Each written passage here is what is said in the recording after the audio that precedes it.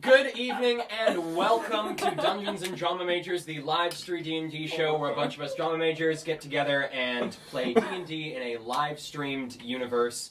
In a live streamed steampunk themed universe of our own creation where we have a bunch of fun. We hope you guys have some fun watching as well. This episode, unfortunately, we are without our barbarian, Ben Freeman. He is off visiting someone he loves very, very much, so all of our love is with him while he is off visiting. He will be back next episode, however. And I'm going to pass us on to Emily. Emily! For some Thank you. announcements. Take it away, take it away. I just have a couple quick things to say, and then we'll get on with the D&D. One, we're doing a giveaway. Guys, we're at, I think, 67 or 68 followers on Twitch. Once we get to 75, we're doing a giveaway. Everybody loves D&D. Everybody loves free stuff. Everybody really loves free D&D stuff. Free D&D stuff! So if you don't already follow us, make sure you do, and maybe recommend us to your friends if you already do, and then maybe you can win something. Thing the second. Give me a second. We're in the process of / just sort of wrapped up the first chapter of our story. We're gonna do a little talk back. So the group of us are gonna sit down and do an AMA. To do that, we need questions. So if you have anything that you want to ask us, comment on our videos, direct message us, or tweet #Dungeons and Drama Majors with your question. Or tonight, if anything comes up while we're playing, feel free to write in the chat, and we'll find it through there too. We are not accepting the question, why does Emily roll so bad? We don't have the answer. We honestly don't. We have changed dice. We have changed D&D hands. Changed Emily's. She's gotten surgery. We tried cloning her, just as bad. We've tried aging her. She's now aged. Yes. I'm broken. She's broken. She is aged. It's She true. is aged. Today, it is Emily's birthday. Woo! Happy birthday! She's now 46. Don't look a day over 22.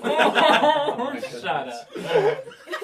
And with that, so long as there's no other announcements from anyone else, we will jump into this episode, episode 10 of Dungeons and Drama Majors. Woo!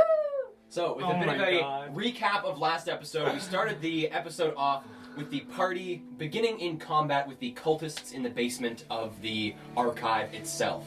After a drawn-out battle, battling these cultists and this twisted, pale creature that the party encountered, the creature was, unfortunately, able to escape the grasp of the party, vanishing into thin air.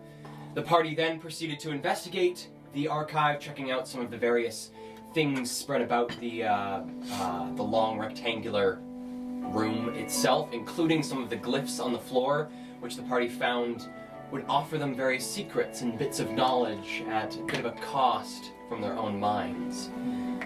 After this, the party headed upstairs, using the elevator to make their way back up to the 4th floor of the Caldwell Manor. Reaching the top, they realized they now had to find a way out of the building, and beginning their exodus from the building, they ran into some overseers, who it seems have come in to do a bit of investigating on what happened at this party. Realizing that exit was not going to be quite as easy as they thought, the party hatched a plan to hop out of the 4th-story window using a rope fashioned of sheets and curtains and suit jackets and all manner of clothing. I'd just like to say that it was my idea. Shut up. It was! I was my idea to go through the Breaking window. out and of it one was- of the southern windows, the party began their descent down the side of the building, with Jade deciding to, instead of risking his life heading down the side of a building, decided to try his hand at sneaking his way through the building. Both sides of the party were able to successfully navigate their escape through the building. Ludi almost falling off of the building itself, being able to just catch himself on the edge of this rope as he began to slide off the roof itself. With that, the party vanished into the night, heading back to their room at the Baron and Bernard. They really came together as a party and developed the catchphrase from Isla. Survive, Thrive, and keep each other other alive. And with that, we pick up with the party having just had a wonderful night of revelry, excitement around having just completed this grand heist successfully with no casualties. Party had all gone to bed, and in the darkness of the night, we begin today's episode. In the darkness of the night? in the darkness of the night of Dungeons and Drama Majors. Why? So, while the party sleeps silently, Rex, Thank God. you have a dream. Of course. Am I on lax right now? I would have totally used it. You this- have totally this used evening. it? Then Yeah. you are on lax this evening. Sweet. I want to have a dream. I do have a dream, but you know. So, Rex, in this dream, you see yourself standing on the sigil in the archive. Glancing about you, most seems dark and shadowy, besides the semicircle of bookcases around you and this glowing white sigil at your feet. A voice echoes around you.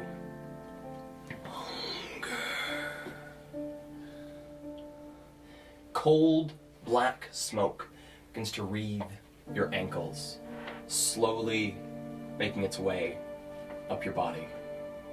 Do I have agency in this dream? You do. Whoa. I call out. You said rival.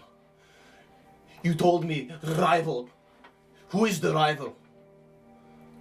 Who are they? Mist continues to circle up your body. You hear once again. As the mist begins to engulf your chest, making its way up your neck, covering your eyes, everything goes black once again. Suddenly, in a flash, you see in front of you the creature that you had seen in the archive. Laying on its side, a black hole burned into its chest. You feel a force pushing you towards it. I go. All right.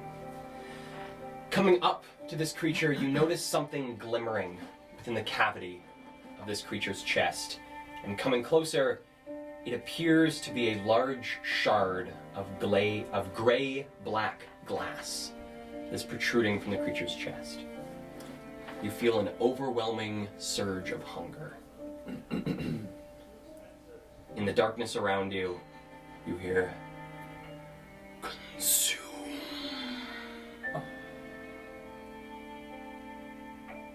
I pull the trench spike from my boot, get down on one knee, and I want to carve the shard out of its body. All right. Pulling out the trench spike and driving it a number of times into the chest of this creature, beginning to carve out this shard. Appears to be about 1.5 feet, 2 feet long. Holding it in your hand, feeling another pang of hunger. I'll bite it. All right. As you feel your teeth contact this object, it feels crystalline. Feels like biting into a stone. And as you press hard against this thing, you feel something begin to pour out of your mouth. And glancing down, you can see the same black smoke falling from your mouth and beginning to wreath itself around the shard itself. As the smoke surrounds it, begins to slowly coalesce towards the center, where it was once wrapped around the shard.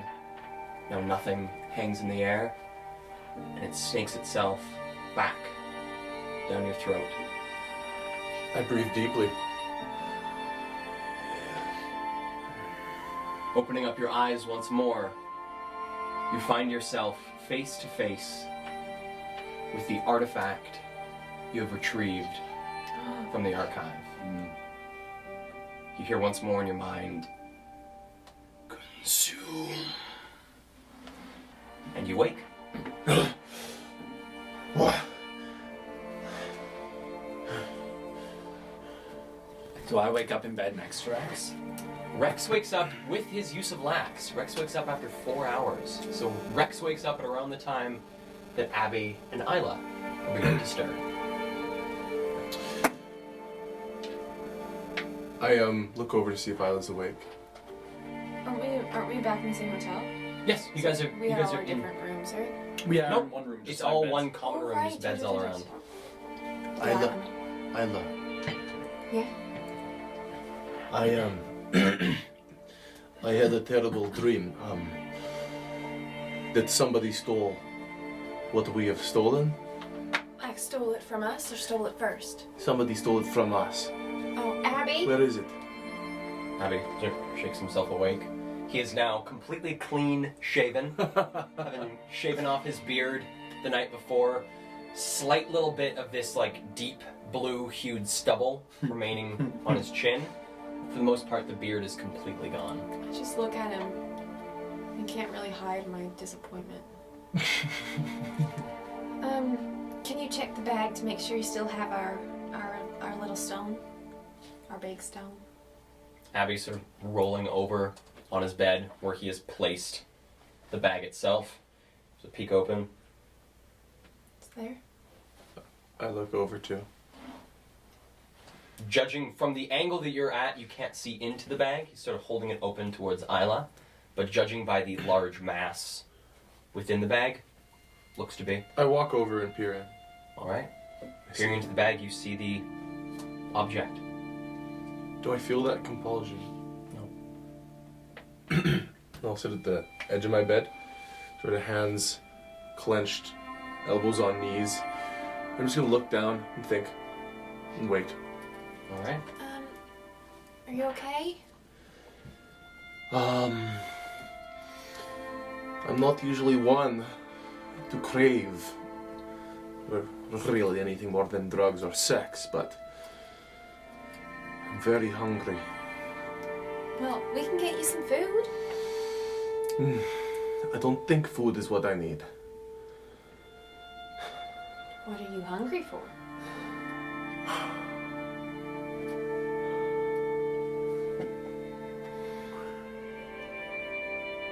I just had a dream that, well, it wasn't that somebody stole that. I think they were giving me power.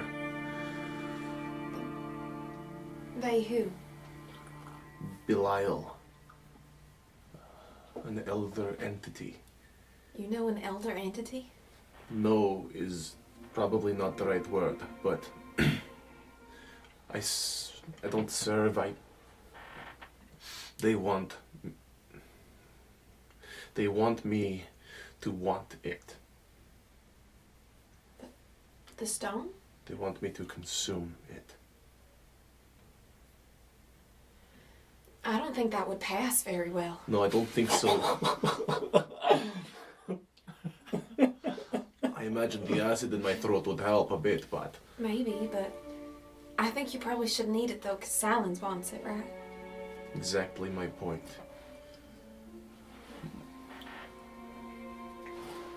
I say in Elvish, when you talk in minds, can I ever say it back?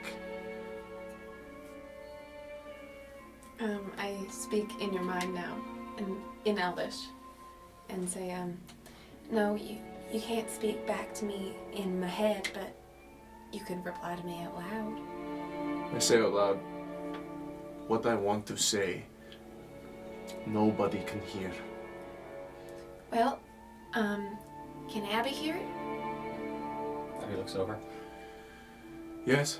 We can stay here, or if you want, we found a really nice spot yesterday. It's not a matter of hearing.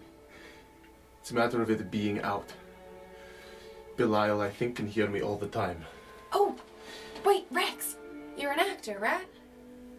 Well, aspiring, yeah. So, tell me with your body. I'm really perceptive, I'll pick it up. Okay. And that way he won't hear you.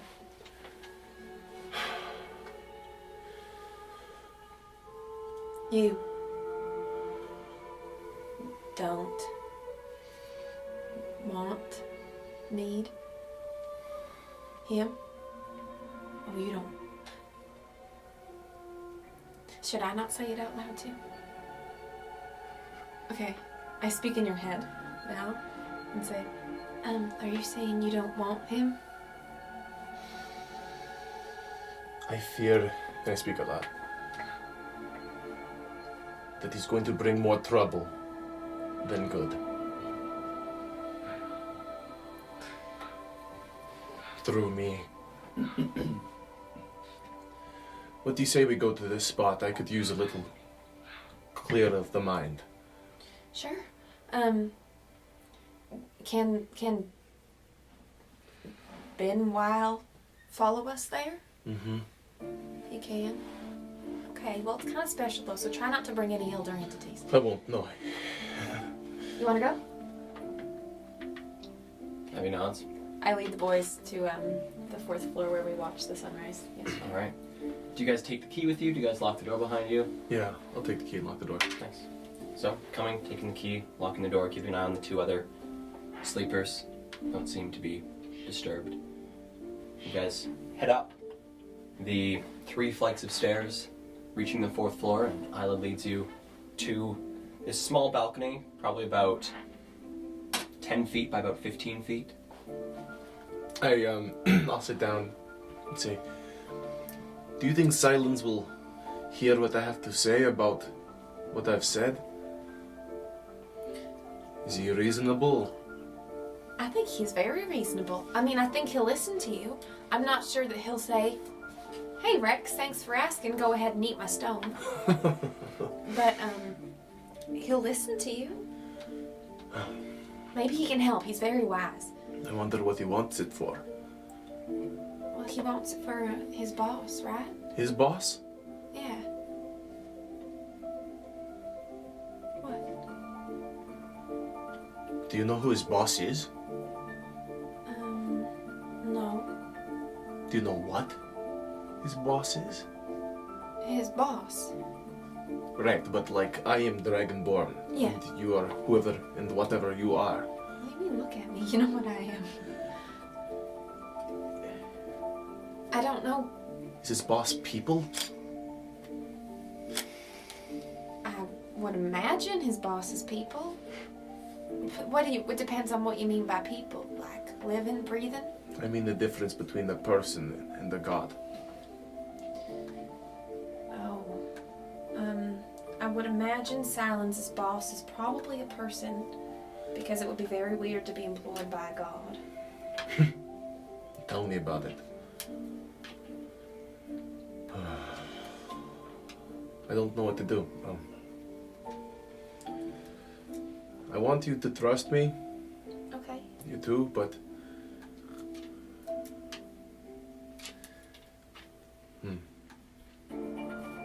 I'll have to talk to Ludi, see what he thinks about this. So what he thinks about you trusting us? No, not that. I trust you. For the most part. It's just... what to do about these urges. I think I need some time alone.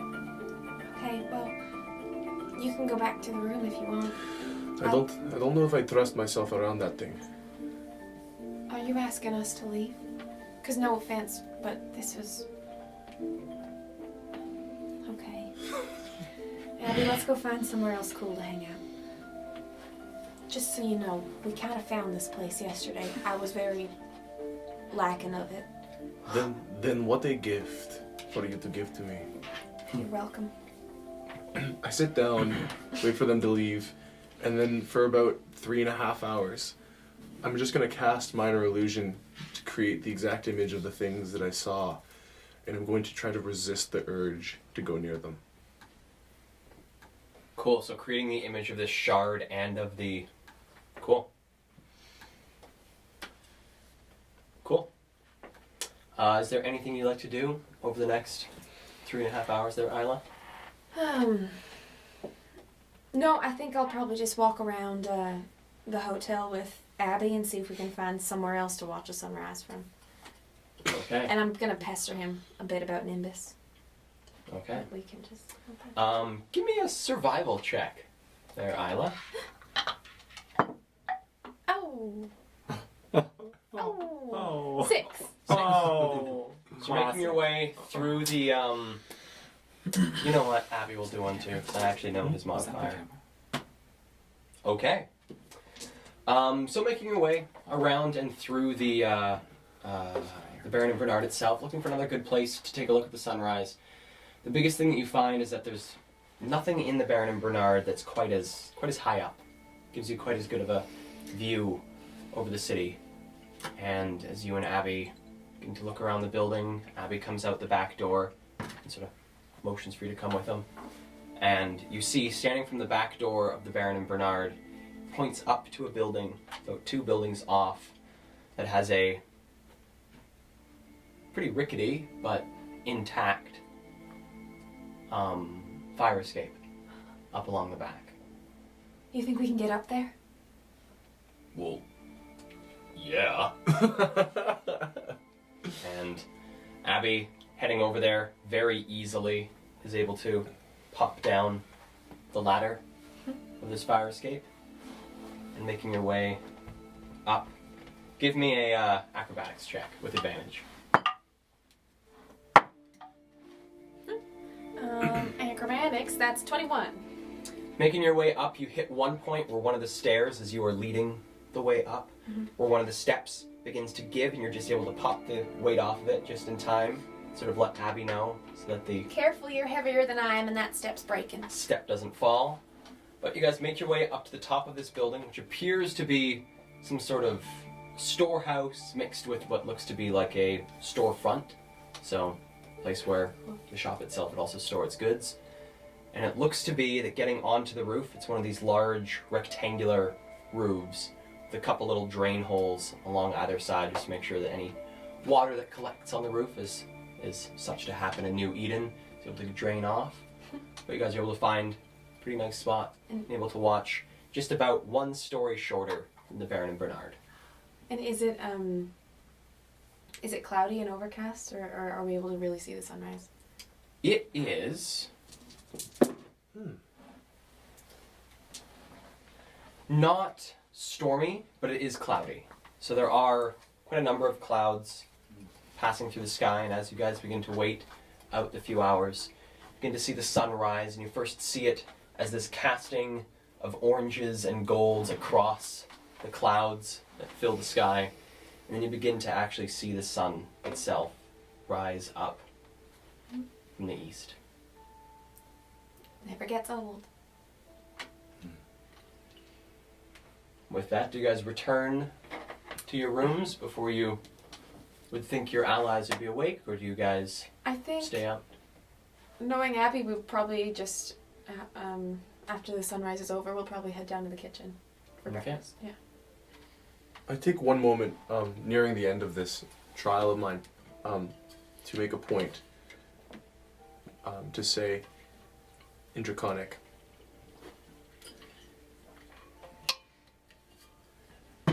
is resisting the right way? Because if I do, I'll wind up dead. And then what use am I to you? And I look down, wondering if that's the direction. I get confused, waiting for an answer. Okay. Cool. I go back down to the room, Chip. All right. And unlock the door so Unlock the these doors. two can probably get in. So, unlocking the door and heading into the room. A few minutes pass while you're within the room, and Ludi and Jade begin to stir and wake. Morning, Rex. Good morning, sunshine. Oh, you are here. I was going for a moment where you weren't there. Good morning, Rex. Good morning, sunshine. You sleep good? I say in Elvish, no. And then I nod, smiling. I get out of bed. Morning, Jade. Yep. Good morning. Are any of you really stiff from yesterday? Well, seeing as I fell about 80 feet and caught myself with just my biceps, yeah, I'm pretty fucking sore. Oh, What about your heads? Are they ringing from all that Riesling we drank last night? I think I'm more stiff from that than the fight. The only part that hurts from the fight is my ribs. Well, I tell you, getting stabbed repeatedly with floating daggers and being rended from behind doesn't feel too good, but I'm on the mend. Well, thanks for taking that one. I'm glad it wasn't me. It had to be somebody. Well, today's the day, right? How do we contact Silence? You're in the room, right, Isla? No. Abby and I are down. Oh yeah, having breakfast. How do we contact Silence? Well, I remember him saying that he was in town until the 23rd, and it being the 21st. Oh yeah, we just The have to 20th go. today. It being the 20th, he should be around the Wormwood Meadery. the Weirwood. Weirwood. Weirwood? The Weirwood Meadery. Weirwood Meadery. It's very close. You had one M and then you're saying something else. Yeah.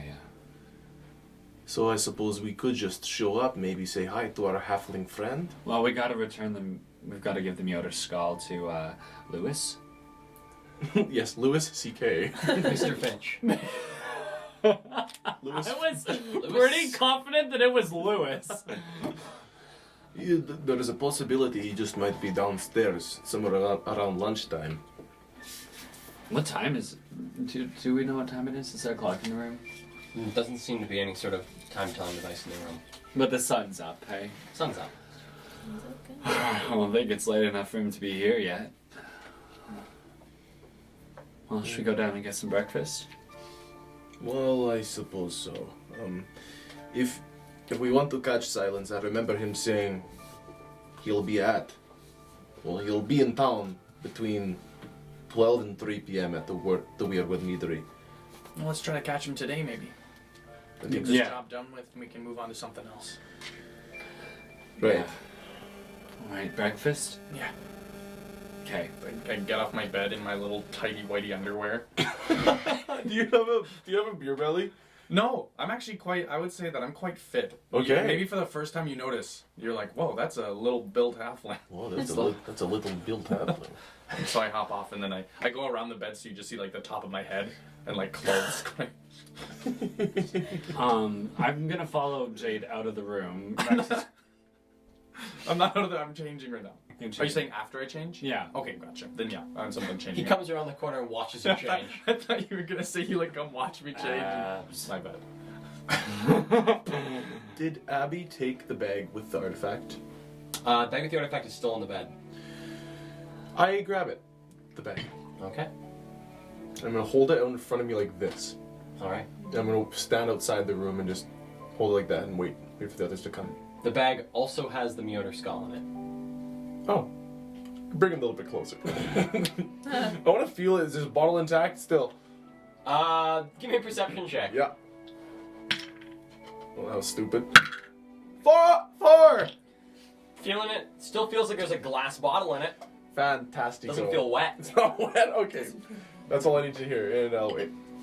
And then we leave, yeah. Do we start to head downstairs? Yeah. As we start to head downstairs, I say, "Oh, I forgot something. I'll be right back." Rex, can you help me? Yes. Sure. I'll meet you down there. Okay. Go down without raising an eyebrow. Okay. On the first floor, for both Abby and Isla, the breakfast being served today is eggs, baguette, and what looks to be, again, this sort of small spinach salad. Cool. You guys, I don't eat, but I'm pretty Okay. sure our friend will get it all. Abby You don't takes eat? both of your, Well, I won't be eating. She fake eats. He's not down there. but Abby gets both of the dishes for himself and very hungrily devours both of these plates. I come on down. Good morning. Hi. How was your sleep? It's good. Feel rested.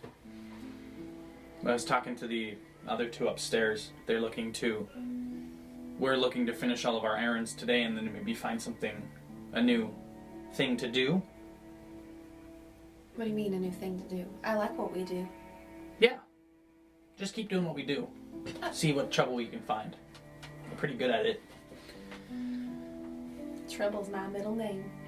What's your last name? I don't have one. I don't have a middle name either, but I got you. Yep. Yeah, you did. I'm gonna get some food. All right. So coming up to the counter and waving down Bernard. Bernard. Oh, hey there. Well, what can I grab for you today? Could I just get do you have a milkshake or a smoothie? Like something like pureed and all Yeah. put together. Mhm. Well, I can see what Baron is cooking up today. Maybe we can puree it for you. Hey, you! And this thinner-looking human gentleman seems to be waiting some of the tables. Comes over. Yes, sir. Head back. See what Baron I just wants. would like some fruits. Fruits. Yeah, just a fruit grind. Fruit grind. Not a bad idea. You, go see if Baron can do a fruit grind Do for you- this gentleman here. Yes, miss. Did you get any cinnamon hearts between yesterday and now? Check if we have cinnamon hearts as well for this fine lady. Thank you. And the gentleman sort of nods and scurries off towards the back. It is impossible to get cinnamon hearts in this city. How many places have you asked for cinnamon hearts? Almost all of the places we've been. Maybe they don't have any here. They definitely do. You've had them. Uh-huh. Where'd you have them? At the store Which one? where I worked. Did you go back there and look for them there? Maybe. What No, I don't really want to go back very much. Why not? I don't think they take kindly to me being there. But can't why do you care? Why would they? What would they do to you? Well, they might make me stay. What if they don't know it's you? I kind of like being out and around. Did you run away? Did you run away? No. Well, no. You ran away, didn't you? Spinach, Abby. Abby sort of looks up with a mouthful of egg. Yeah. Are you choking?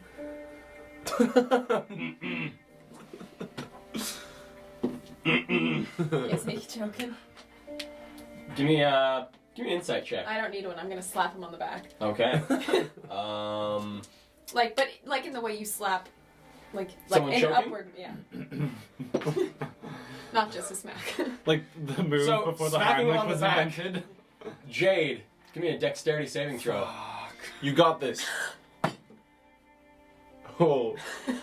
10. 10. You are narrowly able to dodge a shower of egg that sprays out of Abby's mouth as Isla smacks him in the back. What was that for? I'm sorry. I thought you were choking. I am now. Oh, I smack him again. And then you hit his back this time. It just feels like a stone wall. Oh. Poke it.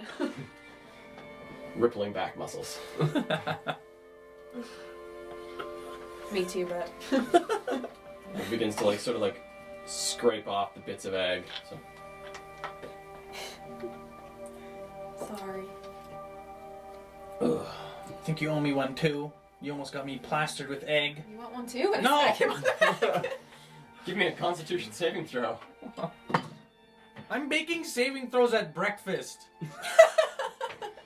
Welcome to D&D. What's for Welcome breakfast, to our guys? party. 19. 19 smacks your back, but you're sort of ready for it. You know what Isla's gonna do. And just brace yourself against it. It was another testy breakfast. Oh my god, this party can't do breakfast. We do brunch. Catch us next week when we do brunch. On cute cup mug. Cute mug kale. Thank you. I tried to say cute cup kale and I said cute cup mug. Cute mug. Meanwhile, while Abby nearly sprays Jade with egg, you hear coming from the bar, "Hey, who wanted the fruit grind?" I get up and go, scurrying over. All right. Coming up to the bar, you recognize Baron, the very shouty chef, coming up and looking around. You want the fruit grind? We have grapes, cherries, and mixed berries. Is that good for you? Will you eat that? Yeah. Good. Thank you, Love that sir. He turns around and leaves.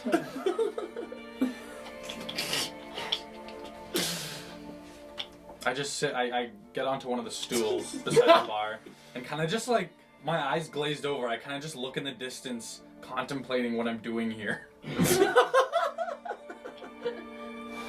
And with that, we have our two friends upstairs. Testy breakfast. So returning into the room, I fall behind Rex. I close the door behind me. So what's going on?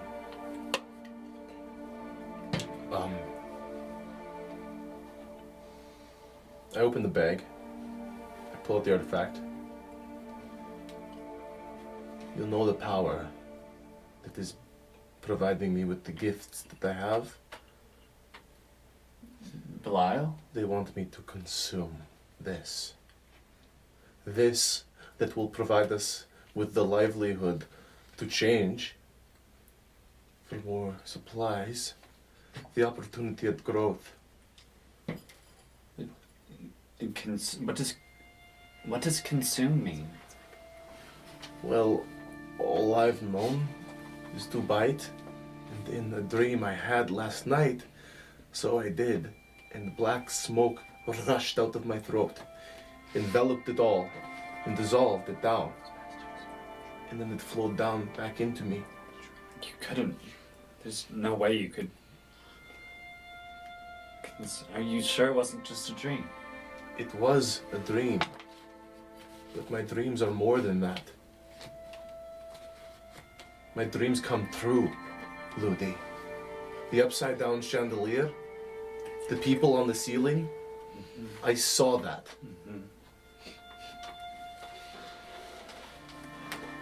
I saw the creature. It had a shard in its chest and a black hole. I ate that. Well, And if I don't eat it, I don't know what's going to happen to me. I think it's best to ignore it. For now, I mean, it'll be out of our sight probably within the day. I'm sure we'll find silence by this evening, and then it'll be gone, and then you don't have to worry about it. We should find that pale beast. Nobody like Silence deserves to die over this thing. Over something I need to consume. I'm trying to resist, but I shouldn't ignore. Right? No, I think you should ignore. I can't just ignore our problems. You know that better than You anybody. can't ignore the problem, but I think you should ignore the directive. But what they're giving me, Ludi. You don't need more powers than you already have. I love the power, Ludi. Yeah, but there's 4 other people's livelihood is riding on this. That's what I'm saying, but the beast. It seemed like Jade didn't want it alive. Maybe I can convince him, and you'll convince him with me. Rex, I think that you aren't gonna like this, but I don't think that you should be the one carrying the stone today.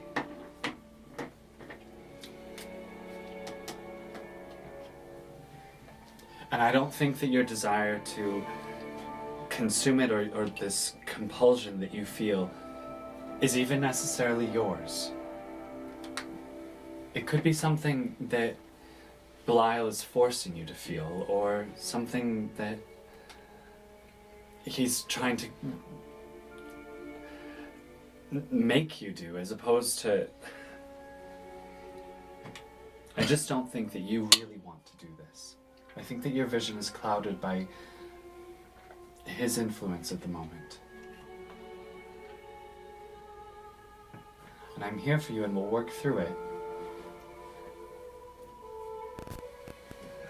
But you're not of one mind right now. But what if... And while you aren't, I think it's best that you trust me. So I'm going to hold on to this. Do you have the bag too? It's in the bag now. Oh, it's in the. Okay, I put it into the bag and I carry it. When I get downstairs, I'm going to give it to Abby. Okay. So, coming downstairs. Oh wait, I don't know if we leave yet. Sorry, unless you want to switch back to them. No. Okay. Do you want to go down and have some breakfast?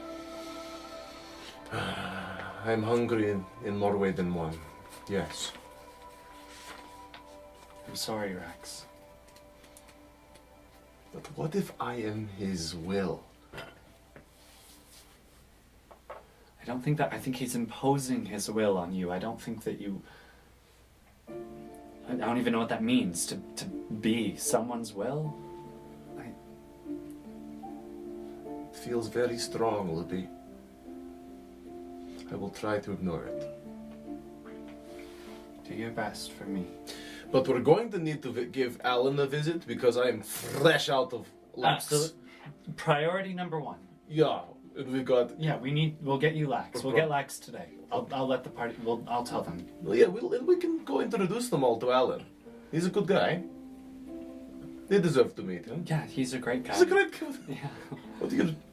I can see right through you. What do you think of Alan?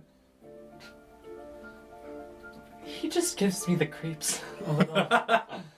Okay. Is it because he's short? Because No. we have a new friend who is short and does not give you creeps. Oh my gosh. 2 is not a pattern. I just think Alan is slimy. That's all. Slimy? Yeah, just I a am little dragonborn man, and that you think that he is slimy? Yes. Yes, he's slimy. Well, he is drug supplier. What? do He you has think? hair, right? Alan? Yeah. Yes. He never washes his hair. It's What? always greasy. Canon. I'm kidding. Whatever. Okay, well, if you think that this is such a problem, you can tell him his hair is too greasy. He must Okay, clean. let's go down to breakfast. Okay. I'm holding onto the bag. Alan is good man. So, coming down to breakfast, you see Abby and Isla and Jade, all down in the main bar area. Jade, this same quite thin server that ran back to talk to Baron the chef, comes running back out with a pint glass filled with this sort of purple-blue liquid. Looks to be like sort of like a semi-solid, a smoothie, you could say. No straw or drinking apparatus in it, just pint glass full of smoothie. Great. Thank you. I'll grab it and go sit down. That's a fun color. Yeah. As we approach the table, I'm going to walk up to Abby. Okay. Abby, can you hold on to this until we deliver it to Silence? Grabs it, puts And- it on the side of him. And I'm not trying to hide it from Rex. I'm just trying to be discreet. I sort of under my breath I say, and make sure no one else holds on to it. Okay. And just someone strong needs to keep it on them at all times. Today. Okay. I'm standing next to Abby doing this. Abby, if you are you feeling okay today? Just kidding. I pull up a chair like a cool teacher does, like sitting with it, straddling it. I say, all right, Like a cool teacher. all right, Hey, kids. all right, gang. So we need to come up with some sort of plan before we waste the whole 3 days that Silence is in town. We're gonna go see Sam. 12 to 3, he should be at the Weirwood Meadery. We can go there. We'd of course also have to give the bottle of Mjolnir Skull to the gentleman. Well, we definitely are not leaving. We have to meet Silence afterwards. Right? After Well, the other one's easy. Excuse me? Bartender? Oh, just calling to the bartender. Bartender currently dealing with a couple patrons at the bar itself. But just 1 second. Here's some mumbling from people there and Mrs. big guffaw. And then peers around the two people. Yeah, miss, what can I get for you? Just could you remind me what time Mr. Finch usually arrives for the day? and looking over Mr. Finch's spot. I believe he's arrived. Mr. Finch! And you see, looking down the row of booths to the very end booth where Mr. Finch sits, you see Mr. Finch sort of peer around. Yes? Oh, Just checking. I look at the line of booths and go, thank you very much. He's here. Okay, well that covers one thing. We'll Perfect. I reach into the bag to take out the bottle. No! Loud and clear. AI, Who do you think AI, you are? AI. AI's freaking as hell. What the fuck? That was perfect. Isla. I just think that we should be discreet. Okay. I know it's maybe being extra cautious, but I just don't think we should flash anything around. Hand me the bottle. Oh, you just wouldn't let me take No, it out. of the bag. Isla can take it over there. It's just I think it's wrapped in my clothes Okay. from last night. Maybe we just keep it in there. I can cover it up with what it is not. If you'd like to keep your clothing. I want to keep the clothes, yeah. I hold my hands out as I grab it. I actually say something. Come up with ways to cast my spells. In Draconic I say Zul Megut. And whoop, a Christmas present is now there. And I'm gonna carry it over. Do you guys mind if I Well, I'm coming. Okay. Anyway. Over. Okay, are all you guys going over to Mr. Finch's table, or? I'll sit with my smoothie. Okay. Let them do Abby's their gonna thing. continue sitting there with the package, his right-hand side against the wall. Mr. Finch! See Mr. Finch sitting there, working on a bit of breakfast, seems about half finished. Well, hello. What is this? A present for you. And I set it down and make a note to let a glass thud hit the table. And then I slide the gift, but it's the rolling of glass.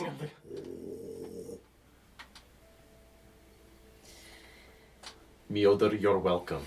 Tentative hand reaches out and stops right at the edge of the illusion. Not sure I understand you, Dragonborn. Listen, what I have just done is for subtlety's sake, and I'd appreciate you acknowledge my gifts with subtlety too. The job is done. The blueprints were an immense help. I speak in Rex's head and go, do I know something about Mr. Finch that you don't? Aren't we not supposed to use magic? I just nod. And you see his hand sort of looks at you. He pushes his hand towards the center of the gift as it sort of phases through what is actually corporeal. And places his hand on the bottle.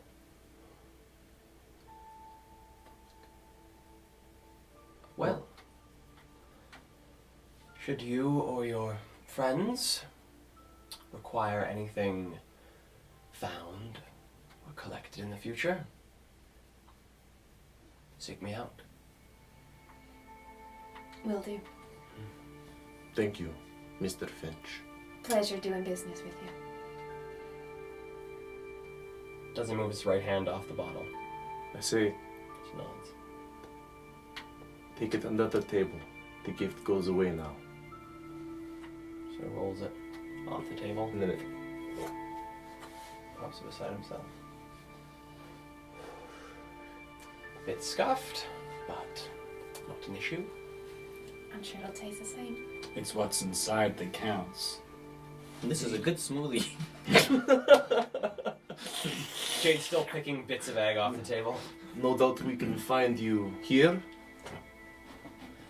Yes, on my day-to-day routine. Indeed. Aye, aye.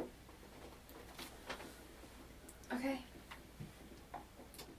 Good day, friends. Good day. Leans back. I turn into part. Yep. Back to my quick teacher set. I heard I'd turn into a parrot. Oh, okay. In Irish, I turn into a parrot. Caw! Okay, so you I guys lean over to Isla and I say, I can't believe I didn't realize how stupid that was. Do I hear that? I just whispered in Tyler's ear. Okay, then I go back to my cool teacher, say, well, Jade, Abby, I think we've just made ourselves a very good and trustworthy friend with Mr. Finch. Maybe we should ask him if there's any way we can contact him from other areas of the city. Well, I did ask whether we could find him. He said he would be here, but It's not the here is not necessarily the easiest place to get back to. true. It's not to say he might have a contact. I'll be right back. Is there a common way of like sending messages throughout the city, like birds or like a, I don't know. There are, the most common way is there is a postal system through the city, so sending letters that are addressed to various places is a common way. Are they delivered by snails? No, they are not. So they're fast? I mean, delivered by people. But give me a history check with advantage. 17. Through some of your experiences in New Eden, you do know that more covert options are available. A lot of people use etherically manipulated animals to get messages across the city. Is it legal? And where do you go to get these things done? Yeah, I'd say with that roll, you know. Generally, this gets done at the Black Emporium. Okay. Cool. We could always use the postal service or the fun postal service. I think you probably know what I'm talking about. You guys have spent some time down there. I'm not familiar with how the fun postal service works. Do we have to have addresses or just addressees? I'm assuming it's just you can address it to a person and they'll find the person. Mm-hmm. It usually takes a bit longer if you address it to a person itself. You can also address it to buildings and such. Just a more covert way of getting things. Although usually it is easier if that person expects mail that way, not necessarily if it's just Joe Blow who has no idea that this way of communication exists. Right. We could always just use the regular postal service and use some sort of, and I kind of get quieter, coded language. Not a bad idea. I've never sent a letter. Be fun. Don't have very good handwriting, but somebody with a bit more of a steady hand, maybe. With that being said, should we try to get back into the Middle District now? Well, all we have to do is meet up with Silence. This We is could true. just go do that. I would also like to bring up an opportunity we have. That is to say, if we are still feeling like capital CRIMINALS. I found this, and I pull out the key, and then I also pull out the pocket watch. These belonged to a gentleman named Jamie, a halfling, who operates a warehouse somewhere. It was in the lower district. It would be in Black Dock, so the port city of New Eden. In the low district, right? That's sort of connected on the eastern side of the city. Okay. Does it connect to each of the districts?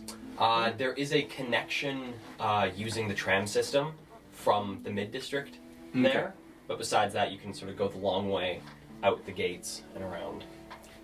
Where did you meet him? Well, it was I was simply looking for the gentleman who was going to be bringing the bottle, the gift for, and it just was the completely incorrect person. At the party? Yes. What kind of things is he gonna have in that? You said a warehouse? Yes. Did I meet him? What did he look like? He's halfling, completely blitzed, drunk, passed out on the grass in front of the building, the estate. Why look you that way? Oh. I don't think we should rob that guy. He was having a rough night. I'd say he was having more of a rough night than you know. What's in his warehouse? It doesn't hurt to take a look, does it? Well, I mean, some people have been through enough. Yeah. Do you really feel empathy for that little one? Well, I didn't meet him awake, so maybe he's a bad person, but Well, who's to say good or bad? We are trying to thrive. You said it. yeah. Well, he's probably in jail anyway. And look, we just go in there and we see what he's got. Maybe it's just a humble little business and he doesn't have anything worth stealing, or maybe he's got 20 pistols I have a question. and then we just take 5. Hypothetically, Yes. if a halfling were to be framed for assault in the High District, On Overseer? Because that's already happened. no, Oh, Middle District, sorry. say on like a high courtier, would their house be searched by overseers? Maybe, like, would they be investigated further? Hypothetically, Halfling? a person. What are you really wondering, Isla?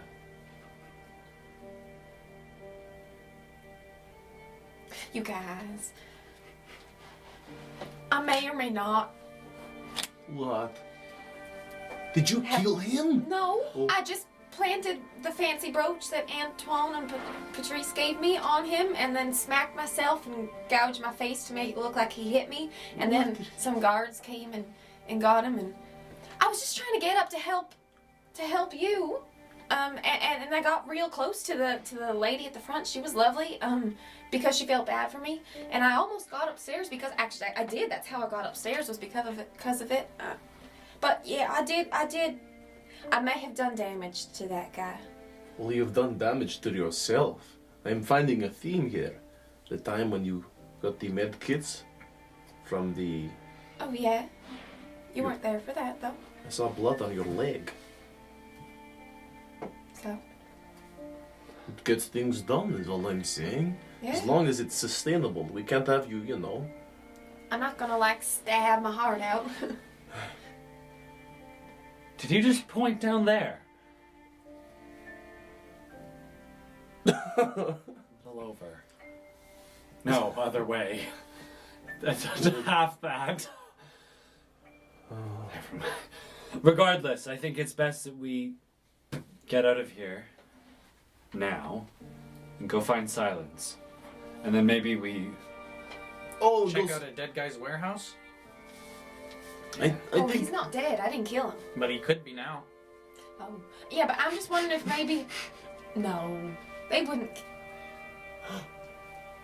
I'm just wondering if maybe the guards are like, or like overseers are like checking out his warehouse. Like, would you do that if someone did a bad thing? Would you be like, what other bad things do they do? Well, it's not, you know, no harm in walking by. The only matter is, I pull out the key. Is there an address engraved on the key? Oh, you want it? For the Baron and Bernard? No, for the warehouse. Oh, for the warehouse? Walking by. Give me an investigation check. Investigation, I got you. Oh. Investigation's not hot, but it's okay. Well, you've killed your people. That's 13. Peering over all these keys, none of them seem to be marked. Ooh, with it's a any sort of- ring. Yeah, it's a ring of keys. Yeah. There are, I believe, 4 different keys Okay. on this ring. Thank you. Each looks to be made of a different type of metal. Ooh, cool. Okay. Great. Well, it'll be a matter of finding the place. We can always ask around. The halfling named Jamie, who owns a warehouse nearby. I disguise myself as to not be traced back who's asking these questions. And of course, put on a nice character. Doesn't this seem like it might be... Like, maybe we should just come back and do this later? Yeah, Oh, yeah. let's do that. Thank you, Jade. What? It's a good idea. Just, it's nice to... I stopped myself before finishing that sentence. I buzz in Rex's head and go, wow, wow, uh-oh. I just don't think that we should have this gift on us for any longer than necessary. I I agree. say we return it and then we move on to do whatever it is that we decide to do next. Okay, I'm in for that. Isla? Rex? Yeah, Abby? I'd like to go see Silence. That is priority numero uno. Yes. So let's go. Abby, are you still eating? Abby sort of sucks in the last leaf of spinach that he was eating. Wait, are we gonna be leaving here for good now? Well, maybe we come back another time. But for now, we're gone, hey? Mm-hmm. I think so. Just give me 1 second. I walk up to the bar. Mm-hmm. Hi. Excuse me? Yeah. Um, What can I do for you, miss? I have one of these left. It's a meal token. Yeah. Can I get one to go? I don't see why not. Just breakfast for yourself? No. Well, do you have lunch? Well, seeing as how it's about 10 in the morning, fortunately not for about another hour here. Well, then breakfast is fine. Just no meat. All right. Takes the token. Are you checking out there, miss? Possibly. Just see on your token here, I only have another 4 hours left for your stay here. Oh, I mean, we are checking out within our time. We're just not sure if it's happening now or in 3.5 hours. Fair enough. And he hands the token back to you. You see the meal thing is flicked down to Oh, 0. that's nifty. Baron will be out momentarily. Thank you. I have my little countdown thing out. I think I'm gonna go return this. Don't suspect we're gonna be back today. Don't think so. I still have to gather my things from the room. Oh yeah, I think you guys got stuff up there too, don't you? Yeah. Me I too. suppose. Alright, well, should we go pack? Grab your food on the way out? Okay, I'm gonna grab it on the way out. Okay. Abby, come on. He gets up and he Like takes a out his leash. little thing and Come on pops now. it down the Come counter on. as well. Come Oh, on, Abby. I'm gonna hold on to mine for now Okay. and go on upstairs. All right. Coming into your guys' room. Just pack all my stuff up. We have our other sets of clothing, right? Yes. Are those supposed to be returned? Is that a thing that we know? Those are ours now. You guys never Gift. told? Mhm. Yeah. They might need a dry cleaning, but Yeah, mine's Yeah. caked in blood. I want to put my suit in the bag, in Nappy's bag, Okay. the bag of holding. Does anyone have a nice bag I can put my stuff in? My little satchel won't fit all these clothes. Well, I just threw my bloody suit in the bloody bag, I throw it in as well. and I say bloody bag is only for emphasis, not because it is covered in it. Is it? Look at the bag. The bag isn't too bloody. It's this burlap Too bag that Abby has. Yes. So it's not a very pretty looking bag by any means. Fine, I don't care. Unassuming. I like it. I also grabbed my change of clothes and can we fit more in there? He sort of opens it up and pushes things down a bit. And I put my stuff down Okay, into puts it in. What else would be in there right now, aside from the artifact? a bunch of clothes. Just clothes, hey? Bunch of clothes You and took your then weapons out. Well, if you don't want to be carrying your weapons around. Well, I'm fine with Mm, that. mine's- Oh, you know what? My med kit is in there. Yes. Oh, my med kit. I grabbed my med kit out from under my bed. I'm gonna wear my party clothes until we leave the High District, so I don't think my normal apparel blends in very well. No, but you've got your jacket, right? You know, then shuts it onto his Oh, yeah. shoulders. You have your jacket. Good idea. I put that on. Did you get hurt? Did you get stabbed? I know I was close when I threw that dagger off, but that was total accident. Did not expect you to be sitting at the bottom of the rope, you silly boy. But did you get stabbed? Because if there is blood, then you should not wear clothing. I didn't acquire as much as a scratch yesterday. Luckily. Very good. I go downstairs. All right. Also go, yeah. I think we leave, yeah? All right. Do you guys turn in the key and the last token? Yeah. No, I pocket my token Okay. before we leave the room. All right. I take the key and I leave the door unlocked. Nice. Why not? Okay. And coming down, Giving the key back. Bernard. Well, hope you did enjoy your stay at the Baron and Bernard. Hope to be seeing you again soon. Certainly. Goodbye, Bernard.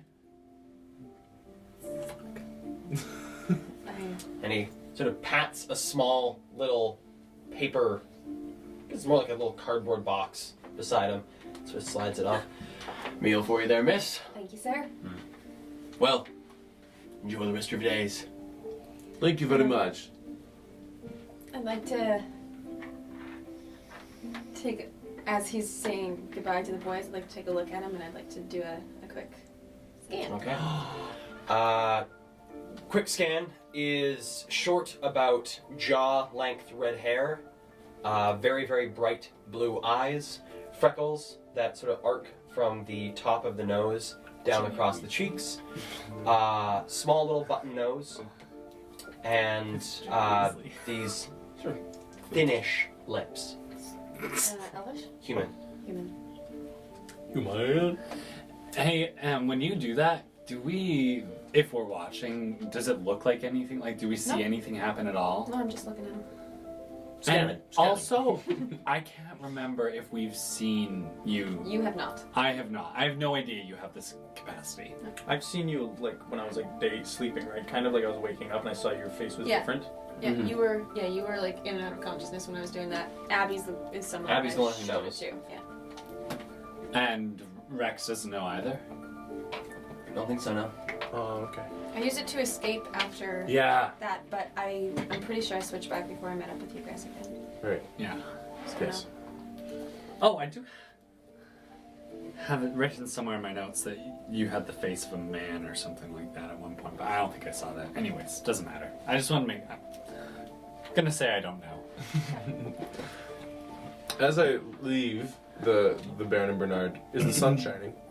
Sun is shining. It's a pretty sunny 10 a.m. Looks like the clouds from the night have begun to part quite a bit. And you can see the sun, see the long shadows that the sun casts in the buildings around you. When we come out the door, I'm gonna take a step so that I'm not in front of the door, but in front of the wall of the building. So like, there's no one can see from inside the building.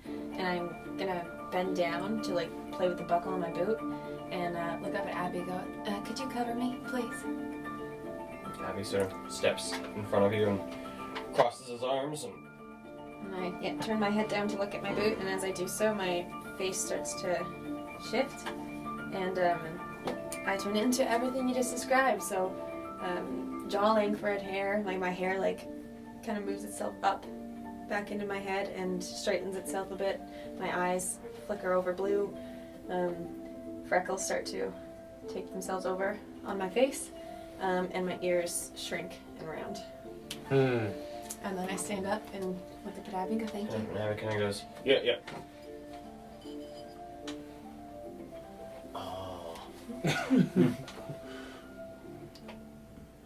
And rejoining the party, you were rejoined by Abby and another woman Wearing Isla's clothes. wearing Isla's clothes. That's creepy. What happened to you?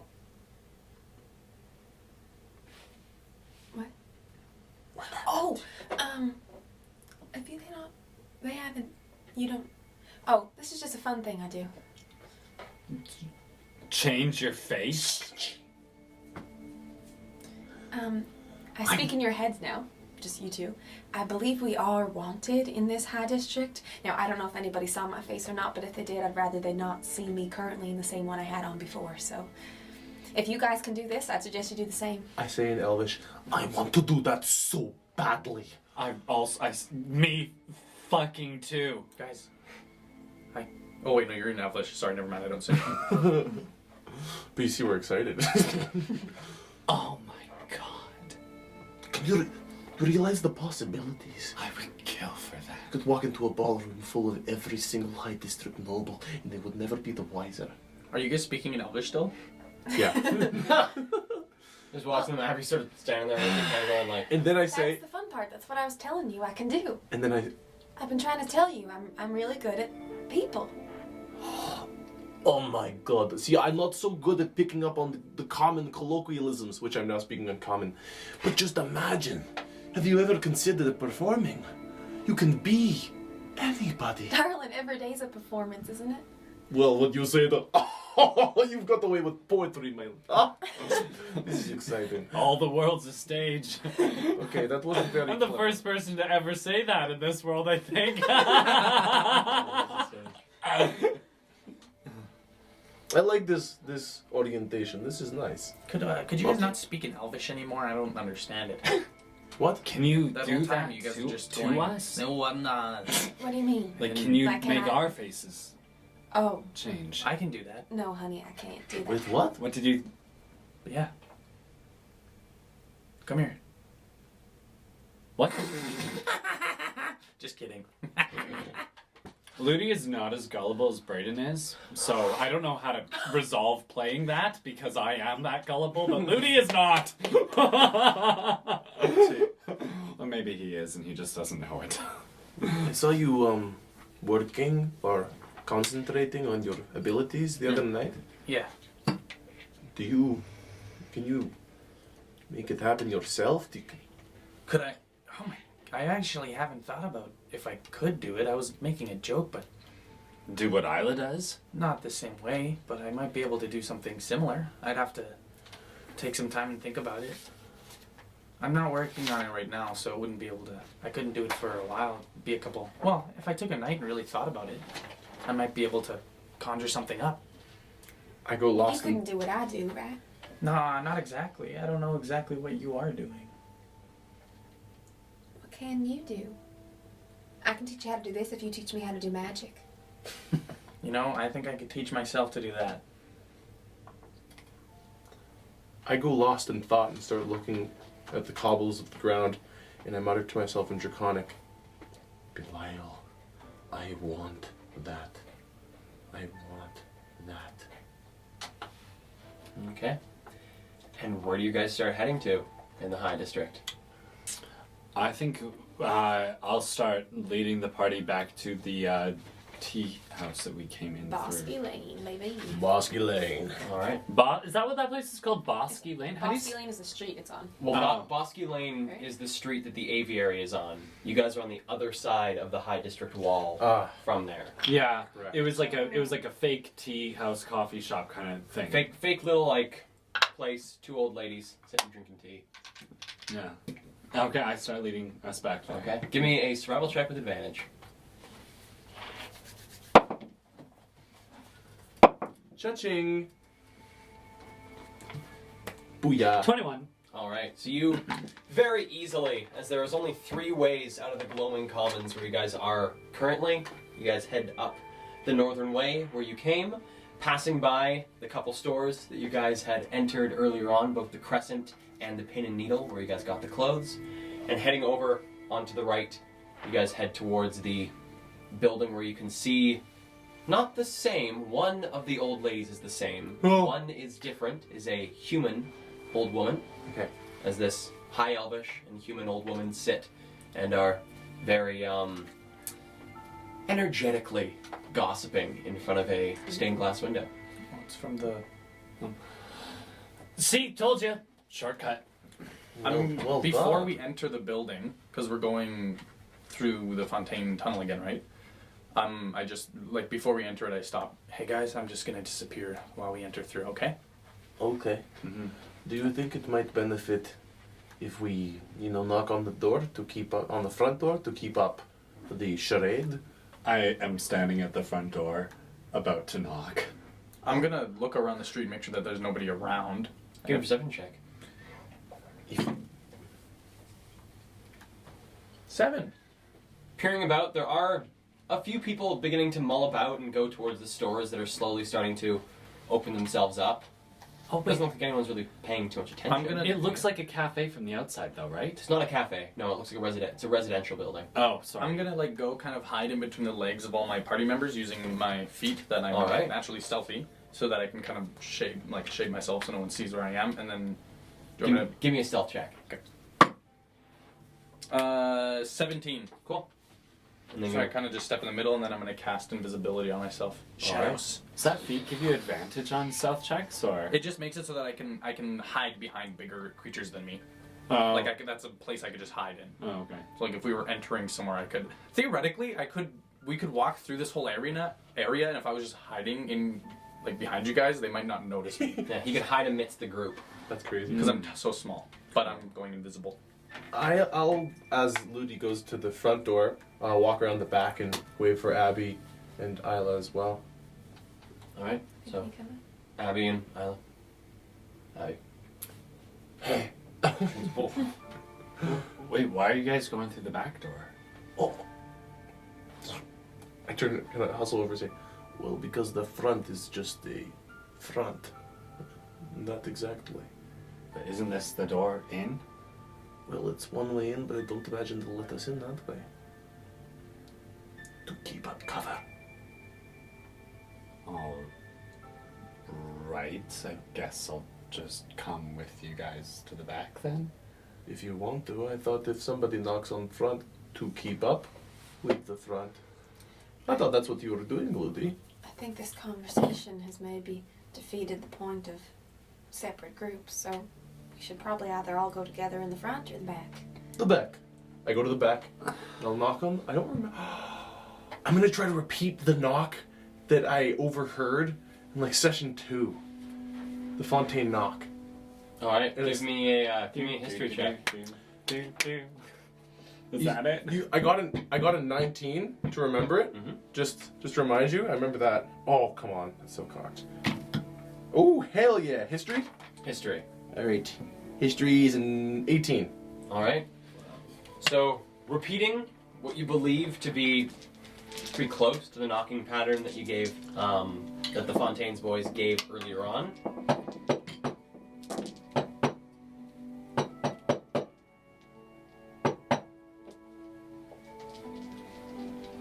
Door doesn't open. That was a weird way to knock. That's what I thought the knock was. Is there a little peephole? There is a peephole. I'm just gonna hold my Kingfisher stone up. Okay. You hear. And the door opens. One of the guards holding open the door, the other one sort of blunderbuss in hand, watching you as you enter. And they wait for you to come through. Get your stones out. Okay. Passes. Abby. Come on in. I'm then going to look down at the ground and I'm going to mouth with my mouth turned away from them. And then I'm going to walk really like obviously slowly like that and make like big boot clunks when I do. Okay. So you guys all enter the place. Jade, you're able to, amidst the party, slip yourself into the door. They don't look to be any the wiser. So the door closes behind you, and the series of logs all close. Is it okay to just pass through down here? Yeah. We'll let them know. So, coming to the door, they pull open the door leading to this small storage room, and heading in through the next door, which leads into the tunnel itself. They reach up, grab the same little black wire that you saw before, and pulling it, there's the soft sound of a bell on the opposite end of the tunnel. Did he let go of it? Yeah, and then he lets go and, Reach up. hey, just once, multiple times is different signal.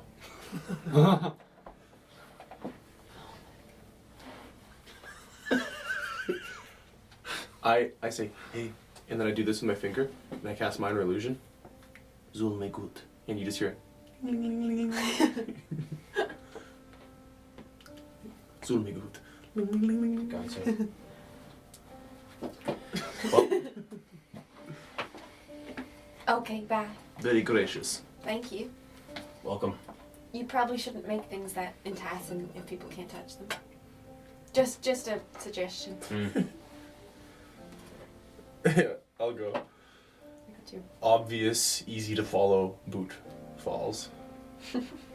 Alright, give me a performance check there, Rex. Okay. Bam! Oh, I think it's 12. 12?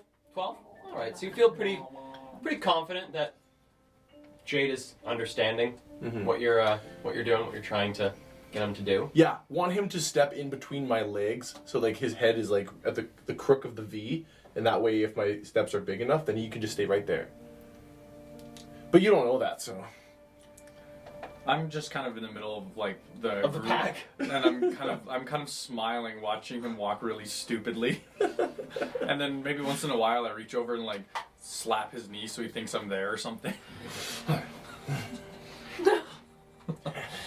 And as you guys begin to make your way through this dimly lit tunnel, you guys hear the first door close behind you, and then very dully, the second door close. Making your way to the opposite end, you Yeah. come to another door. I hold Ludi's hand as we walk down. Should I try it this time?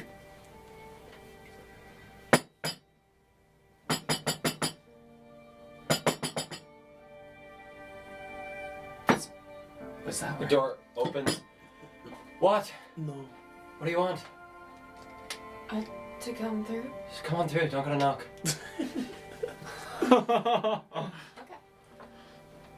Okay. And you guys all gonna go in, and they watch, make sure all of you guys are out. They nod, and Jade slips through. Is the lady in today? Fontaine? Yeah. I think she's in a meeting, but yeah. We shouldn't bug her, Isla. I wasn't gonna bug her. I just wanted to know if she was here. Is there somewhere private that I could change my clothes? We're modest. Yeah. Try this way. And she begins to lead you down the corridor, and you see, as this is a abandoned building, there are a few rooms that seem to have been repurposed as various sort of living spaces throughout this place, and she brings you towards one that is quite a decrepit room. Most of the floorboards are warped and cracked, bits of the ceiling are sort of hanging down with water damage, and no real light in the room besides what little is sort of leaking in through a mostly broken back window.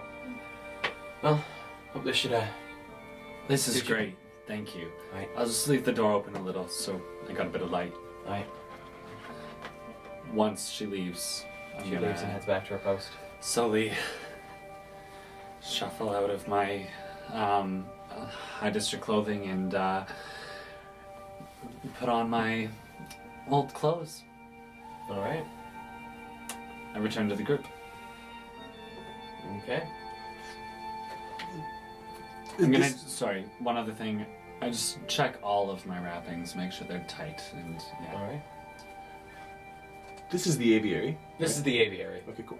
And we're in the basement, essentially? You guys are currently in like the first floor Oh, okay. of the aviary. Oh, did we come up to get to where... Like, does the tunnel come straight into the... The tunnel just comes like flat, flush Oh, It's like into through the the wall. through the wall into the shit. district. That's fucking tight. I lean into Abby and go, so, do you think they're gonna show us the bees this time? So nods. Bees. Keeps walking with the group. Weird today. There is something wrong with him today. Probably ate too much. Oh, maybe. Too many eggs. Maybe we accidentally gave him meat. Maybe we doesn't food like poisoned him. Oh no, was it the cookies? Those cookies sucked. It very well could have been. The cookies that you guys ate, I think, like 3 days ago. You know, they were bad. It was such a nice gesture, though. Like letting me sit up on the roof. By the way, I saw the sunrise. I did too. We found a better roof anyway. Well, that's great for you. Thank you for letting me sit up there, truly. You're welcome. Did you like it?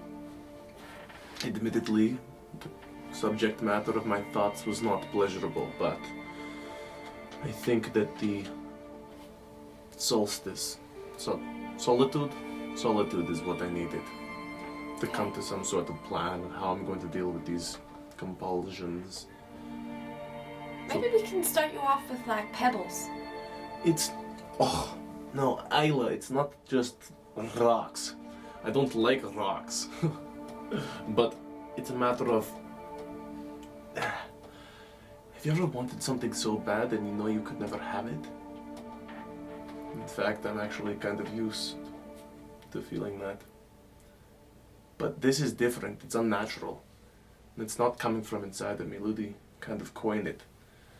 It might be the will of somebody bigger imposing it on me. Which is why I want to talk to Silence about it. So let's keep going. Alright. And do you guys exit the aviary? Do you guys keep going through it? Do you guys exit it? Do you guys go upstairs? I think we'll probably I leave. think we head out onto the streets Okay. and start making our way to the Weirwood Weirwood. Meadery. Nice. Alright, so heading back out the same back door that you guys have headed out before. Yeah. You notice another group of 4 new individuals sitting around this small little table. So we're playing a game of dice, and they sort of notice you as you come, and 2 of them stand up and Even? That's right. Right, this way. I think we should maybe take the most discreet path possible to the Weirwood Meadery. Avoid big streets, alleys, that sort of thing. I can do that for you. Can I ping Fontaine from where I am? Unfortunately not. Can I ping Sigil from where I am? No. I keep trying every little while. Okay. You guys are let out. Back door. Notice again, group of 3 people sitting around a small fire at the back. Watch as the door, this metal door opens. And What are they doing at the fire? give me a perception check.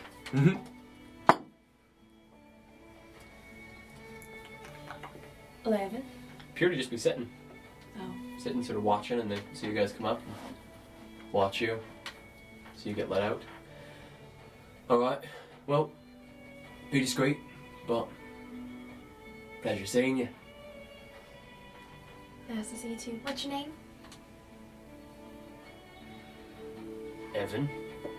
Evan. Yeah. It's nice to meet you, Evan. Have a good day, Evan. You're really good at your job. What's your last name? Oh, Door closes. You guys, I Evan just door remembered. closes. What? We have to go back to the High District. what for? Oh my god. Cinnamon hearts? No, I meant to go to a bar before we left. Why did you need to go to bar? Well, Oh my god. Your hot date? yeah, I mean, obviously I'm not gonna go on the date, but I You feel- got a date? Yeah, at the party. Be happy for her. It was with the guard. I was distracting so you could get up. Wait a second, a But guard? that's not a real date. You were just pretending Yeah. to make a distraction. Yeah, but he was Right nice on. and I feel bad, and so I want to But go. you don't have to feel bad. It was just a strategy. Yeah, but he was sweet. Listen, anyway, I thought I could go to the Soderbergh and give the bartender money to buy him a drink and leave him a little note that said sorry. But not explaining who I actually am. Just I'll come up with some little lie so that he doesn't feel bad, because he was, he didn't seem like the most confident person, and I thought that this might hurt him a little more. Well, we When could... is the He date? wanted to introduce me to his aunt and uncle. Tuesday? What day is it today? I don't know. I want to remember. Okay, it's easy enough to remember. Today's Sunday. Well, there's plenty of time to send a letter to the bar with a bit of money inside and the note for him. It will definitely get there in time. We were just talking about the postal service. Still invisible. You hear a voice coming like right in front of you. I knew he wasn't under your legs. Oh. I was for a bit. Really? You can't tell I'm lying because I'm invisible. You I don't say anything. I back. want to discern if it's alive. It'd probably be really hard. know what? Let's talk about Earl. Insight? Earl's feelings after we talk to 7. Silence. No idea. Oh, silence. Yeah, I'm let's sitting go there. talk to Silence. Okay. Maybe he'll know what to do. I think he might. We're standing in this back alley, correct? Mm-hmm. He just seems really knowledgeable. Do I know Lucy's bullshitting me? Can I roll? Give me an insight check. Do I need to roll something again for? Do a deception check. No, there's no way. 22 is my deception. I think I was a little bit more deceptive than I was acting. What am I rolling? Insight. Oh yeah, no. Couldn't beat the 22. No, I'm positive that it doesn't need to be said. But a boom means overseers. We stay away from the barracks like it is the effing plague. Yeah, you're I'm gonna not take going us. to the barracks. No, Well, I kind of want to see it. Jade, Oh, I kind of do Oh, I too. kind of want to see it. I want to see what we did. Oh if you my can God, do it actually, within yeah. however long you last, then do it and meet us at the Weirwood meter and you can tell us. But it is, I'm telling you, when Ludi and I were around there in the final minutes, it was like a hornet's nest. It was It's been a couple swarming. days, has it not? Well, I suppose it has, but that doesn't mean that there will be less. I'll go. Could be more. I'll keep my distance, but I'm gonna check it out. Can I come with you? No. What do you mean? I look different. Oh, that's true. I don't. They never truly saw me as well. Even if I wasn't invisible, it'd be fine. Well, why not we take moment apart from each other? Maybe we could run errand. Yeah. Let's Oh, but I want you all to meet Alan so badly. Do you think They can meet him next time. Abby, you go with them and I don't think. Oh no, Abby comes with us. Yeah, come to meet Alan. Oh, you're going to love him. I Very wanna big meet beard. Alan. You should meet Alan. I don't know. Maybe we should all just stick Why together. don't you come with us? Why don't we just take a walk by, just to see if the building's gone? I don't want to go into that road. You know what happened to me? I point like over your head and like totally off way from you. I say, you wanna know what happened to me?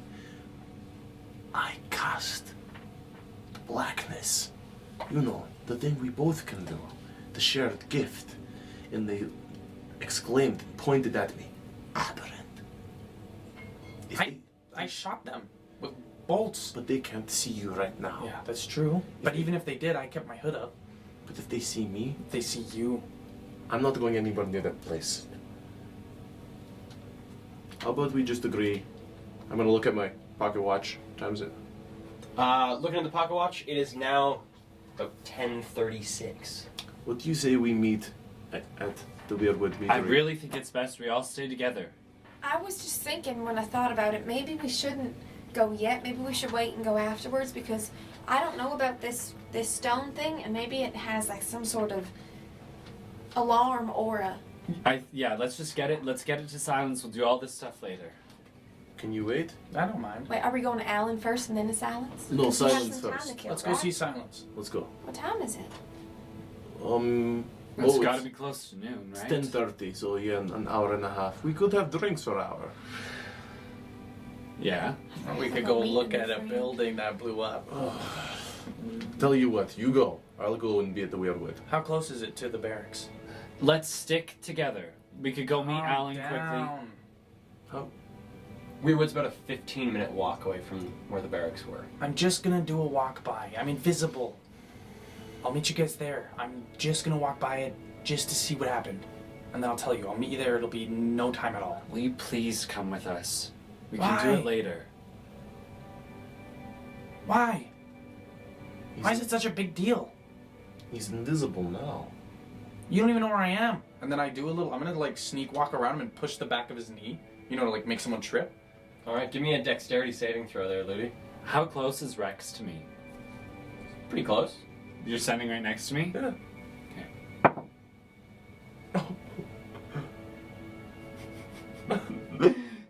I rolled a 2, but it's an 8 altogether. Give me a athletics check. 9. 9. It's You are knocked prone, Ludi. As You're not expecting a force against the back of your knee, and you. See? fall on the ground. Look, you're one of the most fast people I know, and I could make you fall. Hey. No one's gonna see me. Jade. I look around. Not cool. Bro. I pushed the back of his knee very lightly. It's not like I did any harm. I help Louis. Help me up, Jade. I give you my hand. I'm really small. I do give you my hand though. Is Rex still right beside me? Still close to you, yeah. Can I just stand up? But I squeeze your hand really hard. Oh, okay. Okay, so you're doing a walk back? I'm just gonna walk by. That's Okay. it. And then you meet us. And then I meet you. I'll be 2 minutes. Okay. We will take back ways all the way to the Weirwood Midori. You follow me, you keep your head down, and you don't say a word. Unless it's in our heads. Why do I need to keep my head down? Well, I suppose not you. But if they see you with us, then they'll find your face. It's a matter of concealment. They won't find my face. My face doesn't look like my face did when I was here before. But they will see your face with our faces. And if they see the face again, Oh, I'll just walk behind you. sounds good. I'll begin leading us through the back alleys. Okay. And I'm just gonna go down Bosky Lane and I'm just gonna walk by, take a look at it, see what it looks like. If there's activity around it, I'm not gonna go too near, and then I'm gonna go back. Okay. Stick to my word. So you guys are heading towards the Weirwood and Jade's. Cool. So you guys are taking alley routes? Mm-hmm. Alright. So you begin weaving your way through the alleys, making your way, a bit slower pace than it would be to just go directly to the Weirwood, but feels you know your way around the mid-district, going through these alleys. Jade. So heading down Bosky Lane, meeting up where Bosky Lane crosses with the Grey Walk, taking a left around. Notice the city's beginning to wake up. There are now quite a few people in the streets walking by and beginning to exit their homes. Shops have now pretty well fully opened for the day, and people are beginning to head in and out of these various shops around the area. And as you continue to round this corner, you can see in front of you where the barracks once was. Looks to be a large mound of stones and rubble that are currently being cleared away by a number of chained workers, a number of workers that are all bound together by chains on their ankles as they begin to sort of move, sort of passing brick by brick down a line and sort of making small piles along the road itself. Looks to be 2 overseers sort of overseeing this group of people, and there are small little pockets of civilians just sort of watching the goings on. Give me a perception check. 13. From where you're standing, you can also see that the 2 buildings flanking the barracks, the one building on the left-hand side that was the grocer, a large chunk out of the side of the building has also collapsed in. The grocery store is not open. It's currently closed by the looks of it. And on the right-hand side, the townhouse also has another large chunk taken out of the side of the building. Fuck, okay. And after that I make my way back. All right. Fuck. So, you guys make your way to the Weirwood Meadery. You guys arrive by just about, what would that be? You guys get there around just after 11 o'clock. Oh wow. Arriving. It's like over half an hour walk. About the Weirwood Meadery, taking your time, heading through the alleys, making sure you're not seen. Jade, you get there pretty well at the exact same time as these guys, and just as you begin to get close to the Weirwood Meadery, you can start sort of seeing your fingers begin to slowly phase back into corporealness. I'll scurry silently into the middle of the group and let it come off. Alright. Give me a stealth check. Yeah, I am trying to sneak up on them. 23. Alright.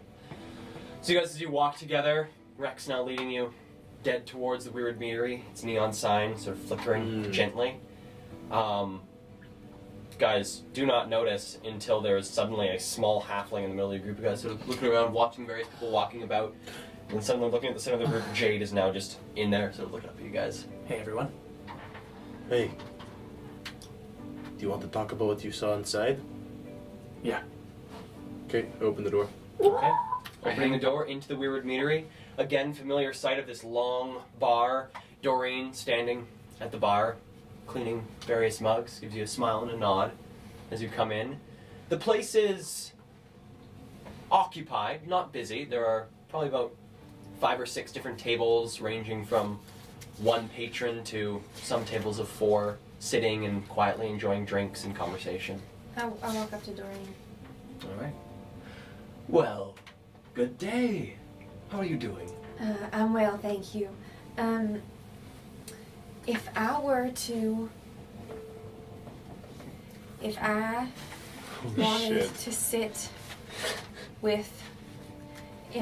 sit in Mithril with a...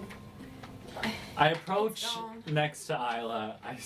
I say, if we were to order a bottle of Mithrin whiskey, where would be a fine place to sit? Doreen sort of looks from Isla. I got some work done. Give me a persuasion check. Persuasion!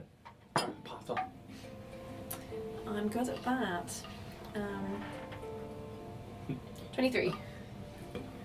Well, Judge. Gentleman hasn't arrived yet. Could be somewhat soon. Been here rather regularly in your absence. Right this way. Has he been happy, do you think? Nervous? Lonely? It's been hard to tell. Not an easy man to read, especially with the easy to read. No, not at all. He's got kind eyes, though. Yes. Well, would you like to sit in the room while you wait, or? Please. I think so, yeah. Can we order drinks there too? Of course. Do you have a bottle of Mithrin whiskey? Mithrin whiskey? Give me another persuasion check. Persuasion? Percussion? 15. 15. Yeah.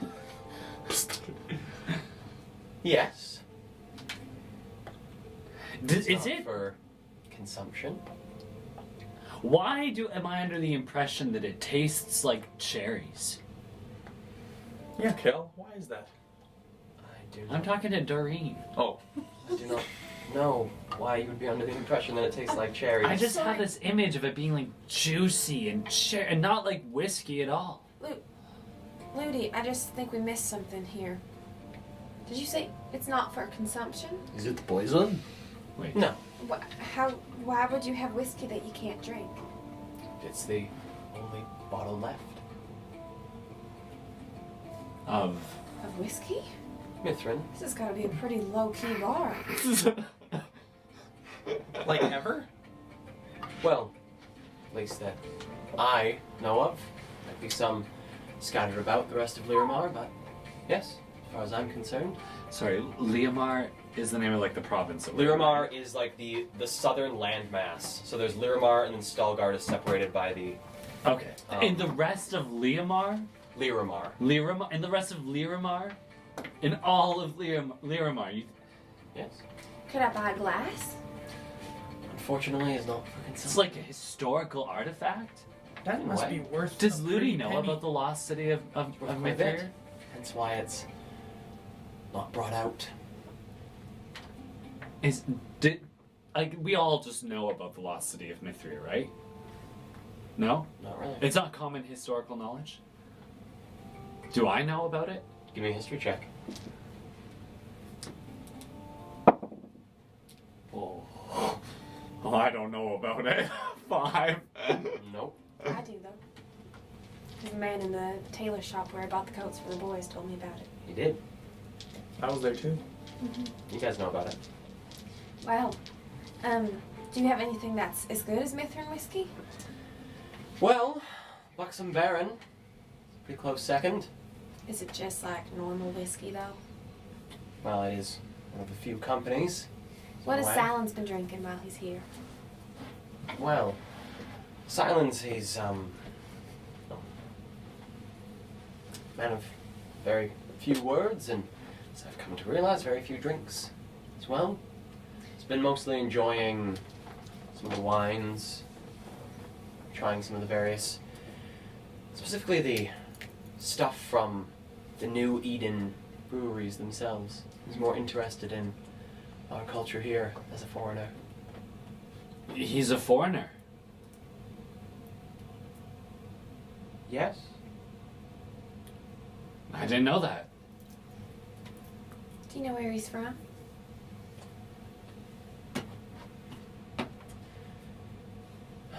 Well, he's definitely not from the city.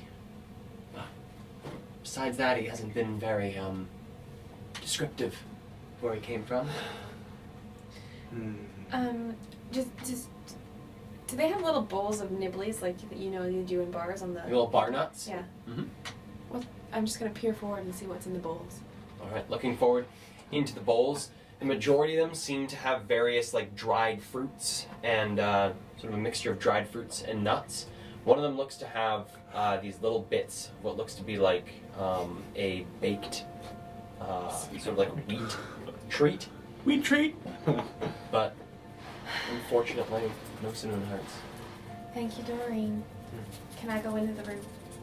Of course. And she heads over How to dare the you. wrought iron door and popping a key into the lock. Elena and Abby go again. Like nowhere in this city. I don't understand. I thought they were everywhere. Cinnamon hearts. Have you ever had cinnamon hearts? Mhm. When? I used to have them lots. They're my favorite. Where? At the store. They just gave out cinnamon hearts to customers. We had a little bowl. You really should have stolen some when you left. I really should have stolen a lot when I left. Maybe we could go back and steal some sometime. What did you take when you left? Your freedom? Freedom? Sure. Is that all? Yeah. Well, I wasn't even really thinking about going, but Silence was talking to me, and then he bought something, and I helped him carry it out of the store, and I thought, I'll keep going. And now I'm here. And that's how you met? Silence? Yeah. Well, that's one of the times I met him. He was a regular. At the store? Lately, yeah. Did you ever see him changing? Perhaps without that mask on? You mean, are you asking me if I stand in the changing rooms with the gentlemen? Why are you asking that question? What's under the mask? I think it's obvious. What? Have you seen what his face looks like? Well, yeah, around the... Not under it, no, I haven't seen it. He's a mysterious one. My curiosity has gotten the best of me, I suppose. It's not like I need to know. A lot of people wear masks in this city. Abby taps you on the shoulder, Isla. Or you can eat that. Oh no, I got it for you. I'm sorry, I forgot. Sort of unwraps it and begins Oh, the food! sort of like pulling food out and eating it. Are we in the room now? You guys are in the room. Okay. Isla, how Yeah. long ago did you leave? Leave what? The store? Yeah.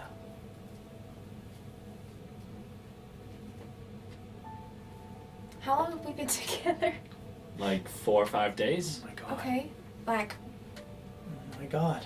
5 or 6 days Oh ago. my god. What? How do you... Isla's amazing, guys. Well, we all knew that, but what are you referring to specifically? You spent your whole life in there, huh? What? In that store. No one spends their entire life in a store. But you've... Where did you go? Where were you before the store? I told you it's hazy. Huh. And your Like ability? amnesia. Yeah, like amnesia. That must be hard. Sometimes it's harder to remember And it is not at all. How are you so good at fighting? What? How are you so good at fighting? That's a I don't know. It's good just question. it's natural. Not for most people. Well, it is for me. It's fun. I just feel like there's some things. Fighting's one of the things, but there's some things that I try them, and I just know I know how to do it. I'm not sure how I know how to do it, but I just know I can do it.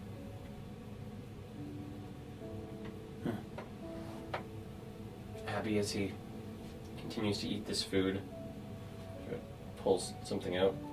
I think these are for you. And pops in front of you 5 cinnamon hearts. Abby, They- thank you. They're in You are the box. best. I give him a big hug. Oh my god! I'm happy for you.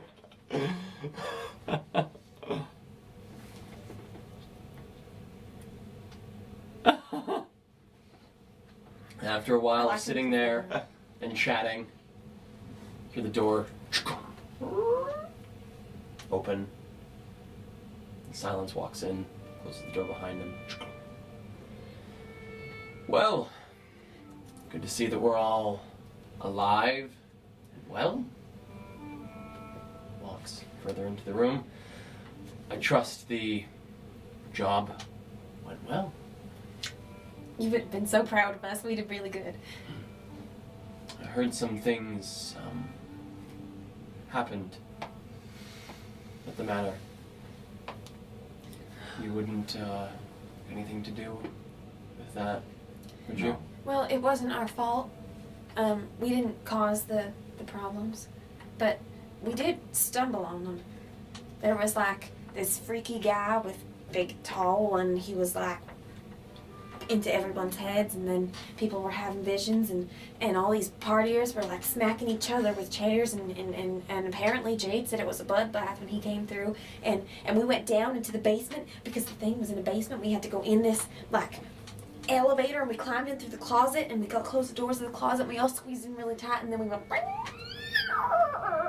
all the way down, and then when we got down there, Abby had to pull the doors open like a strong man, and then we got through, and we all walked in, and then the bedroom was on the ceiling, and the floors were on the walls, and we walked in past this other room, and there's like glasses full of stuff, and we got into this other room, and there were like freaky guys standing there with bald heads and big eyes, and then there's this one big guy at the like pulpit, and he was freaky and reading into other people's minds, and Alexander Caldwell was there, and he was like, my lord, and he was really freaky too, and then the stone that you wanted us to get was up on the front on the altar, and I saw it, and we were standing talking to this guy, and he was talking in everyone's minds, and he had Jade, and then we were standing up on bookshelves and everything, and I thought, oh well, we gotta do it, so I ran and I took the stone, and then we started fighting, and then those other guys had these big daggers that floated in the air, and they were like poking people, and then we fought more people, and we killed a bunch of cult, I think they were part of a cult. We killed a bunch of cult people, and then this big spooky guy had this little orb that was glowing, and it kept glowing bigger and bigger, and then he vanished. Oh, and my God, I almost forgot the most important part. And then we went to leave, and so when we left, we looked at some stuff, and then we went back to the elevator, and we just like zipped straight up and got out of the closet, and then there were overseers in the house because the house had like gone crazy because I told you, and then we were like, how are we gonna get out? But then, because we're really smart, we took a bunch of blankets and a bunch of sweaters and a bunch of like pillowcases and stuff, and Ludi tied them into a rope. Really good knot skills, and then Jade or someone went to peer around and see what was going on, and I had the smart idea to hold pillows against the glass while we beat the window. So then we broke the window up on the 4th floor, Silence. We broke the window, and then we tied this thing onto a thing, and then we each individually climbed, scaled down this building on a rope we made of pillowcases.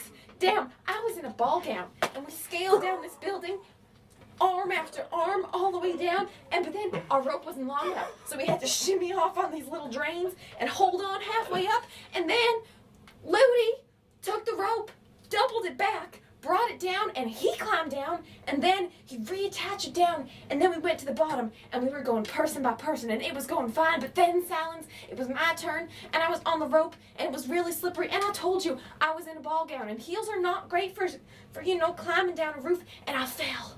And I thought, this is it, it's gonna be the end. But Abby caught me, which was pretty amazing, and then I think I hurt him a little when I fell, though. But then, and then Ludi came down, and he almost fell, but then we got him saved too, because he's really good at saving himself.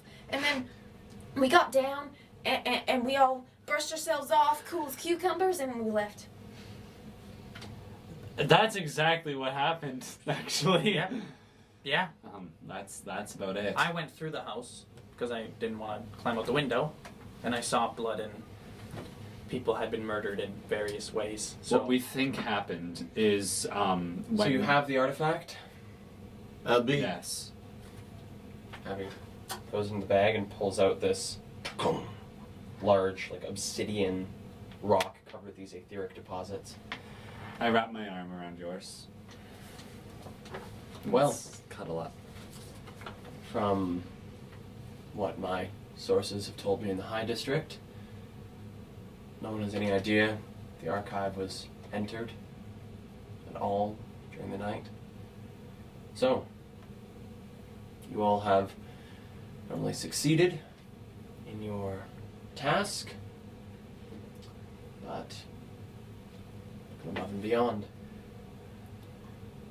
So, I believe payment is in order. Arriving. Detaching 5 pouches hooked to his side, pops them down on the table, sort of slides one to each of you, these like heavy sacks of gold. In there you'll find your due, short the 150 loan you began with. Thank you for your help. My employer will be very interested in examining this and hearing of your story. Does he seem like himself? Give me an insight check. I also have a bit of a pressing urge to see what he meant when he said his employer to examine or this thing. Give me an insight check. Okay. 19. 19. All right. 8 for me. 8. Seems to be talking about someone who is higher up. Seems to be sort of nervous about this individual, about Okay. what they're going to think. Isla, he seems a bit shaken. Shaken. Did he seem that way when he first came in the room, or just after? No, it seems like his demeanor has changed since he came in the room. Well, should my employer require your services again, I will be in touch. If you leave town, please let Dolores know. If you leave her a note, and fishes into his breast pocket of his coat and pulls out a gold coin, slides it across the table. If you give her this, in addition, she'll see that it is brought to me. One thing you notice about this gold coin, looking at it, as you've handled a lot of gold in your lifetime, this coin, or looks to be almost a token, about the size, just a little bit bigger than a gold coin, resembles a coin, but instead of sporting the usual dove and network coat of arms, which the gold coins in New Eden usually sport, the network coat of arms being a trio of overseers in front of the spires of the citadel, the sun rising behind them, and the slogan, protect, rejoice, prosper, written across it. That is the network seal. This one instead has a phoenix, and on the head side has 2 crossed swords behind an ornate helmet. If you give her this, in addition, she will make sure that it gets to me. What is this, Alex? Token something that she will recognize as mine. This is your symbol? Not necessarily, just something I collect, I guess. In the meantime, please, if you have any pressing need to contact me, you can bring this and a note to Doreen to make sure it, as said before, reaches me. I have some pressing matters to attend to, myself and my employer, figuring out, well, what they should like to do with this thing. Silence. Yes. I should have you know, that this thing, it was being used for some sort of ritual. I'm sure you and your employer know that it possesses a great amount of power. Whether its source energy is what was, needed for this ritual, or some sort of otherworldly connection. There is something within it, and I don't mean crack it open like an egg, but residual power. I just want to know if you know what your employer is going to do with it. Well, not necessarily, no, but I know that they know what they're dealing with. So I suspect they know that this has some dark use. Yes? Do you have any... I suppose dark implies light, good and evil. But do you think your employer has nefarious intentions? No, do not. They're a collector. I guess the best word to describe my employer is an archaeologist. Someone who studies old things, tries to learn from them. Won't be the first of such items they've handled. If the artifact stays around, could you let me know? What interest do you have with the item? Just that. An interest. If you no longer have a need, then I am interested. Well, should my employer deem it fit to be sold or given away, I'll contact you. Thank you. Well, I speak in your head. What do I do now? well, we should all enjoy a payday together as a team, well earned. I speak in your head again. What do you do now? I'll be leaving, and as I said before, maybe in contact with you again, so please do let me know if you leave town, if any desire to head to anywhere specific. I have contacts over much of Riss, and should be able to track you down if I need to. Are you heading home? No, not quite. Somewhere other than home? In a sense, yes. Can we find you there? Where is this place? My employer is quite particular about their secrecy. They, Understood. Tend to change the places I meet with them. So, as of right now, I don't even know where I am to find them.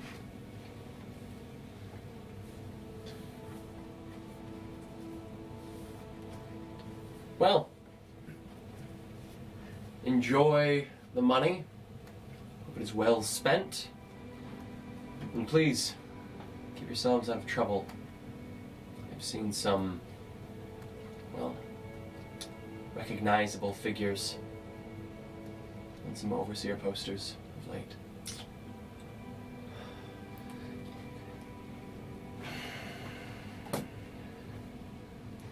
Well, be careful. I squeeze your hand and I say,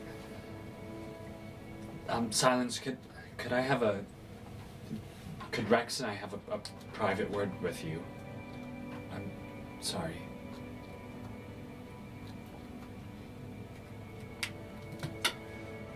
Well, Do you mind stepping out for just a second? Just wait. I turn to look at him, and as I look at you, I'm speaking in your head, and my face is shifting. So it's like plates are shifting on my face, and everything sort of gets a little jaunter. I get these pointy ears again, and my hair like grows out longer. It seems to just like continue down out of the top of my head, and as it does, it flows a little bit, so it's a little more wavy. And my eyes flash over from the blue to this like sharp green, back to Isla that you've met before. I speak, just in Silent's head. Who is Isla?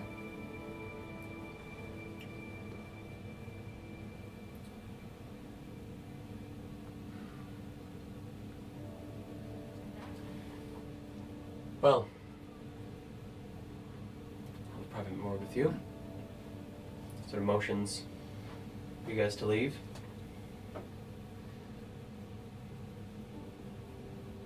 Put my head down, and the plates shift back to the face that I had on previously. See you in the moment. You too, Abby. And Abby heads out. Do you want us to actually go? Do you want us to actually go? Oh! Those Silence Oh. does catch you just as you're about to leave. Isla pulls you closer. Someone who I once cared for greatly. Let's go.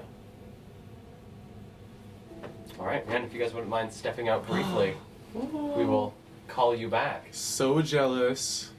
Because I have to pee. Wah, wah. Don't worry, I can hold it. I'm using it. I'm feeling it. Sorry. Well, want a private word?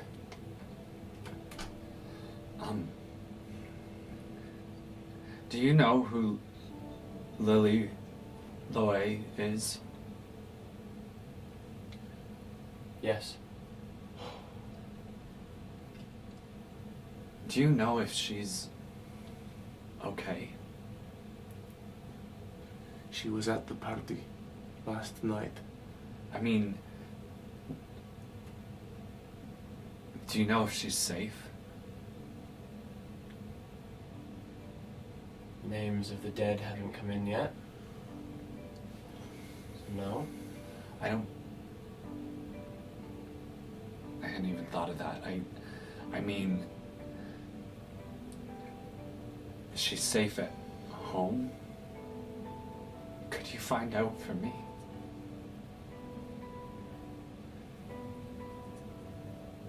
You're asking me to retrieve information on the wife of Edward Vulcan. I know. How much would it cost? Is there something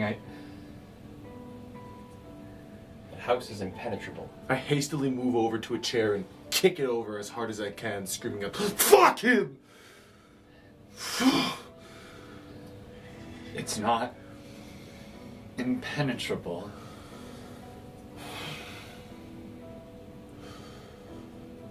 I thought there's always a way. I mean, all the information you had about Alexander Caldwell and everything that the Fontaine's boys were able to do. Homes in the High District aren't watertight. I cannot risk putting my contacts in the eyes of the Ravens, let alone myself, Silence. and neither should you. No doubt you've lost somebody before. I don't know if you've Rex. his relationship with your parents, but losing them, Rex, it's fine. it's such. Rex. If you hear anything at all, I will do anything to know that she's safe.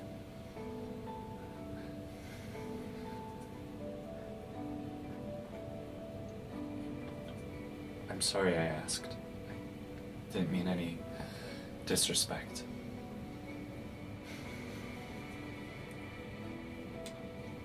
Well, there's nothing else. Is there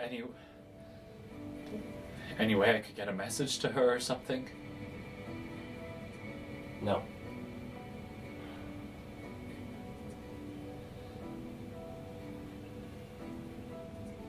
Do you know anyone who might be able to do that instead of you and the people that work for you? Is there any avenue by which I might be able to reach her?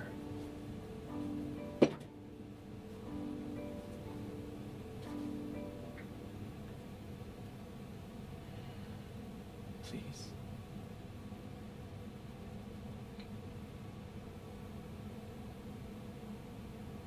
Possibly. What is it?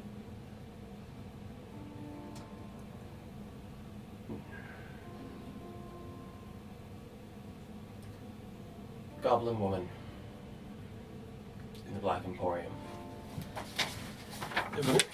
What's her name? Goes by the name of Brit. Brit. She's a fence. Many items in the district. Oh, She might know of someone. Brit. Thank you. Um, Thank you so much.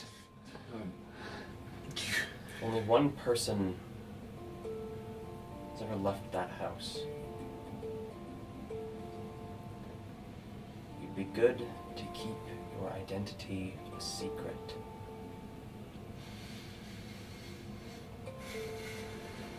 If you are who I suspect you are.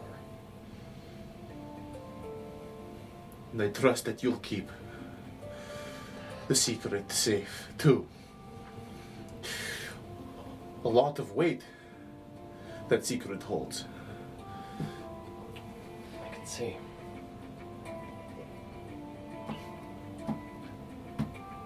Thank you. Thank you.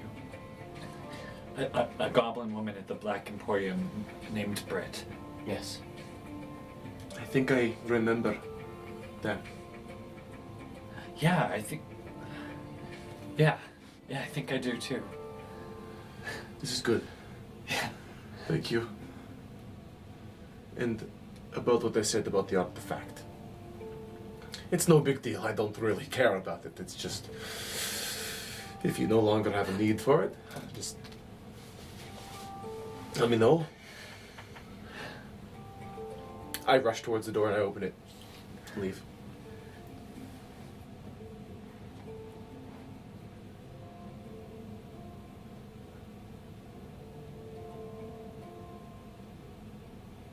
I'm sure you understand why it's so important to me then. Thank you. And I leave after Rex. Alright. Now if one of you guys could grab our two other friends. Sure, I'm grabbing them. Or should I just go? I'll grab them. 1 second. Just don't want to shout in your guys' faces to re-summon our friends. Well, Cal, it's just you and me. It's just us. It's just us now. Everyone else has been eliminated. Can you imagine? What are they doing? Everyone else is dead. Hello. Hi. Hello. Welcome back. Back. Hello. I'm back. With your bright hat. Oh, Rex and I have just left the room. Okay. Silence is still in it. So we're outside of the room and you guys just left? We just left the room. Just yeah. left the room. They were probably in there for about 10 minutes. And Abby has... Sorry. No, go ahead. Should we get you some, like some milk or something? Are you feeling okay? He needs some milk. You look like you like milk. Bet I want milk. I'm wondering if I was to have stayed close-ish to the door and just tried to overhear any moments of height. Not like directly listening, but like close enough that I might hear something, but also remain inconspicuous. Give me a perception check. Cheater. Cheater. Okay, 5. 5. Listening to the door, you hear what sounds like something heavy impact the floor pretty early on into the conversation. Besides that, nothing. Okay. And then I just probably, like I don't stick around for a long time if Okay. I'm not hearing anything. Sorry. As you guys stand there and the other two exit the room, Silen's not in tow, still within the room, as the wrought iron gate closes. Abby, having sort of picked through the gold in the bag. So, what are we all gonna do with 295 gold? That's a good question, Abby. And with that is where we're gonna take our break. Me railroading with our sweet friend Abby there. We will be back in 15 minutes after a quick little break here. In the meantime, if you guys have a chance to like and subscribe to our YouTube channel, Dungeons and Drama Majors, same name as the channel here, or to give us a follow on Twitch here. We are so very, very close to getting to our 75 follower quota for a bit of a giveaway for you guys. So that'd be fantastic if you guys have a few moments during this 15-minute break to give us a like and follow. Again, just a little reminder that we're going to be doing a talkback AMA after this session, because it's kind of closing up our first chapter of the story.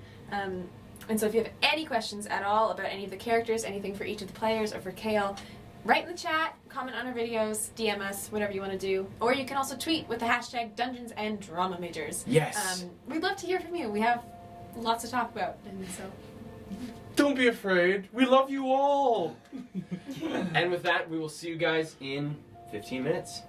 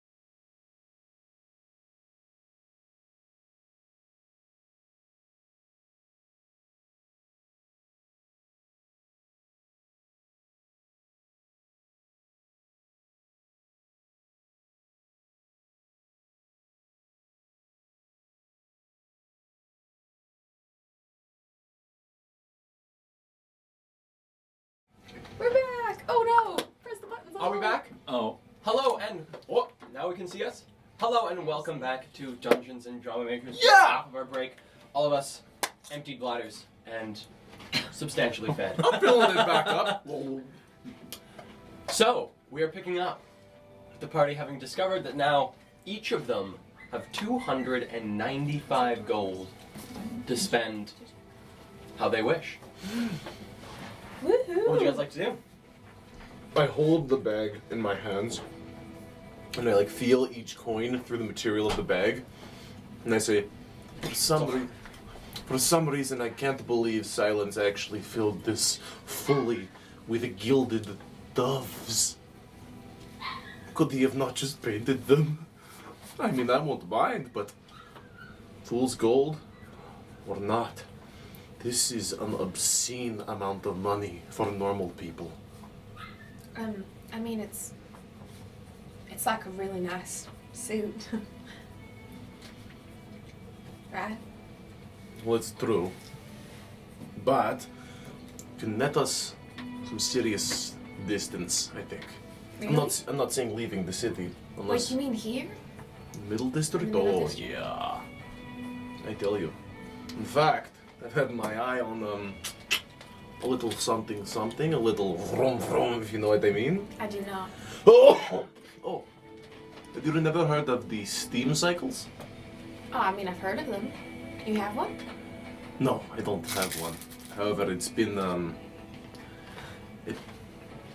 personal dream of mine since I was a little boy. Well, let's go get you one. Oh, are we gonna go meet Alan? Of course, we need to meet Alan. And if I don't get my supplies to make drugs in the next 5 hours, I think I'm going to go insane. Is that the kind of thing you usually shout out in a bar? Oh yeah, why not? Is it legal? Not really. Okay. Not as illegal as magic. Yeah, you're not supposed to do that either, I don't think. I wouldn't dare. I would if I could. That would be fun. I didn't get a chance to tell you guys about the barracks, did I? No, you No. didn't. It's, well, our job's Are complete. you guys just standing in the bar? Oh or- yeah, I guess we are. Why don't I know I told you let's talk about it in bar, but maybe we talk about it in back alleys on the way to Alan? Sure. Probably better than shouting about drugs and all the things we do.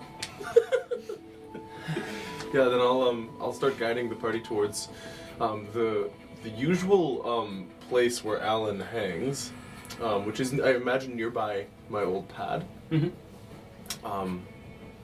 And on the way. So we're in alleys now, and Starting to snake through the alleys of New Eden. Light rainfall going to fall from the skies. It is now just afternoon. so the barracks is completely destroyed. They've got prisoners cleaning up the rubble. A couple overseers were there as well, but unfortunately there was collateral damage. A couple other buildings had chunks of them missing. Like what buildings? A grocer and another building behind it. Don't remember what it was for, but like a common space. So now we know that. Well, I think some of us might have known before, but Fontaine's doesn't have much regard for the innocent folk. I'm sure they knew that something like that could have happened and they didn't care. I suppose they would believe it's a small price to pay for freedom. Yeah. It didn't, not to say that it looked like necessarily people were hurt. People could have survived, I'm sure, but I think there must have been some collateral damage just based on the size and amount of people that are on Bosky Lane. I think some people were harmed. Did the blast seem to extend into the street? I'm sure it did. There was rubble and stuff all throughout. Chunks hit people, I'm sure.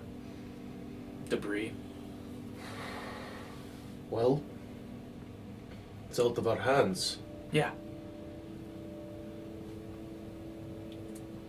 We just put a thing in the room they told us to.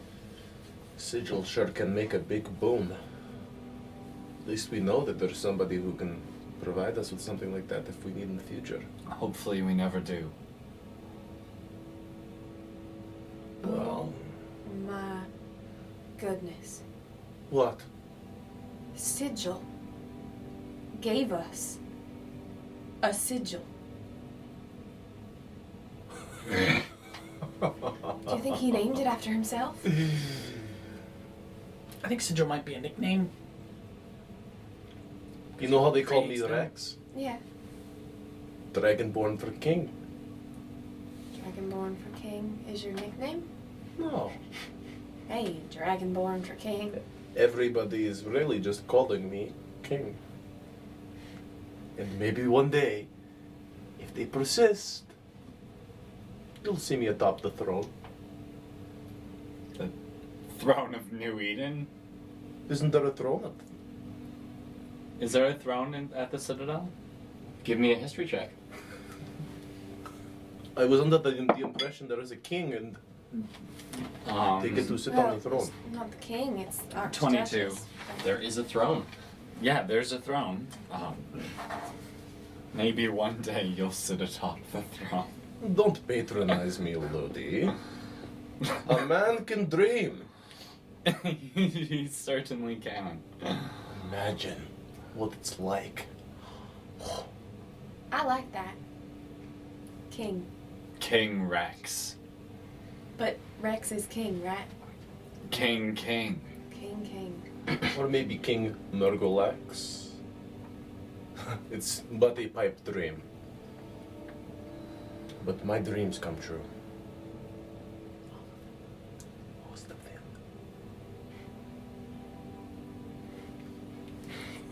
them.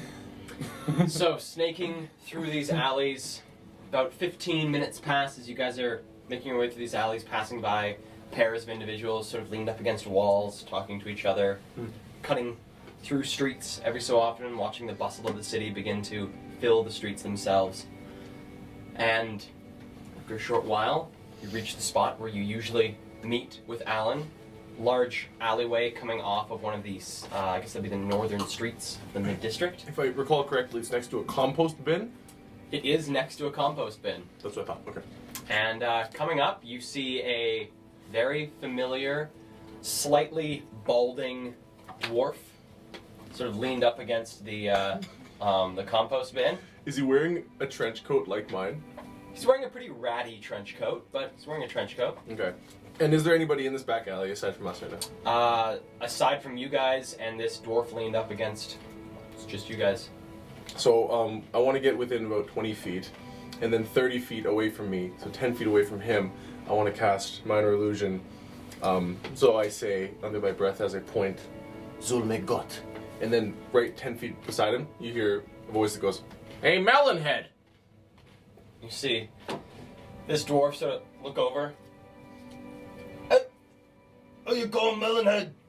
And then as he is turned, I close the gap and I say, Where? "Get ready, 3, 2, 1."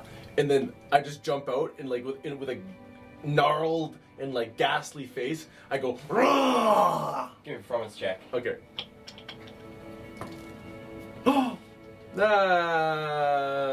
13. Okay. So, popping out from behind Alan and giving a yell to terrify him, Alan quickly turns his head towards you. What are you doing? It's just me. It's Rex. Who are your friends? Well, allow me to introduce. Of course, you have to remember my boyfriend Ludi. Yeah. Hey, Alan. This is Isla. Hi. You don't mind if I introduce say your names? Go ahead. Okay. And this is my friend Jade. Hey. Hi. And this tall one is Abby. You're tall. You know, Alan, it just so happens that I've completely exhausted all the supplies you provided weeks ago. Yeah. I was wondering if we could restock. Yeah. Over here, Alan, yes. Yeah, and split the difference. Up we go, down we go. Hello. There you go. Yeah. So, I'm interested in potentially acquiring some etheric elements. I don't. Right? Oh, yeah. The usual. Well, if you have some Aetherius dust, then I think, well, I'd be interested in experimenting.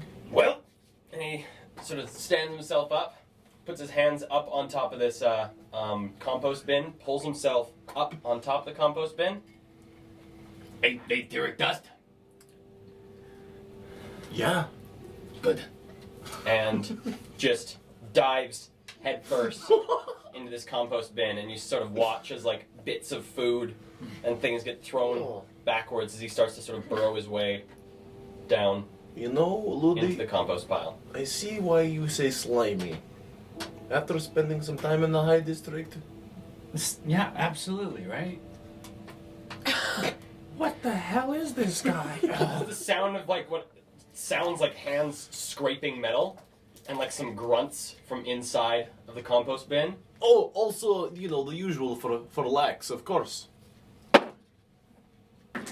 Hear more scraping inside the compost bin. The medical grade sedative and also the inhalers so I can put it in. Large chunk of dirt comes flying out of the compost bin. How did you find him? Oh. Well, he found me when I was a beggar, just trying to get enough gold to live, I suppose copper. And, well, I had some plans, I had dreams, like I said, and he saw that I didn't look too hot and said, I've got something that can fix you right up. And so I tried crank. I don't know if you've ever dabbled with it, but it keeps your mind going, even if you're very tired. But I thought, I'm not getting enough rest, and this guy's got the stuff, so why not experiment a little? My mother was a chemist. So I got an alchemist's kit, went back to my place with the stuff that he gave me, and lax was made. Wow. You're like a scientist, Well, like an engineer. I'm creative, but I know not what I'm doing. In fact, my unawareness of what I'm doing is the reason that I was able to contact Belial. But that's all one. Suddenly there's a bursting out of the compost pile. How many doses? Well, could you remind me of the fee for, Per dose. I mean, I know how much I charge, but what's it going to cost me? Per dose for the equipment, 2.5 gold. Per dose? Yep. Okay, let's, 2.5. Let's, I'll give you 50 gold. Okay. Well, that's a lot of money. That's 25 doses? 50 gold Oh, no, would be 20 doses. Yeah? Yes. Okay, 20 I'll doses. pay for 20 doses, 50 gold. All right. So you hand him the 50 gold. He dives back down into the compost pile and very quickly pulls out what looks to be a large metal box. And flipping open the lid, sort of like a spray of dirt coming off the box itself, sort of shuffles through what looks to be these small cloth-wrapped packages and pulls out a few handfuls of them. And sort of reaches down off the compost pile. Take Hands it. to you. Very nice. And etheric dust? Etheric dust. How many doses? Well, I'm wondering how much is 3. 3. Well, for etheric dust, 15 gold. Okay, 45. 3 for 45. Ludi, I want to try making that thing that makes me not require sleep. Do you think it's worth it? 35? 45 for 3 doses, assuming I don't fuck up the ingredients. I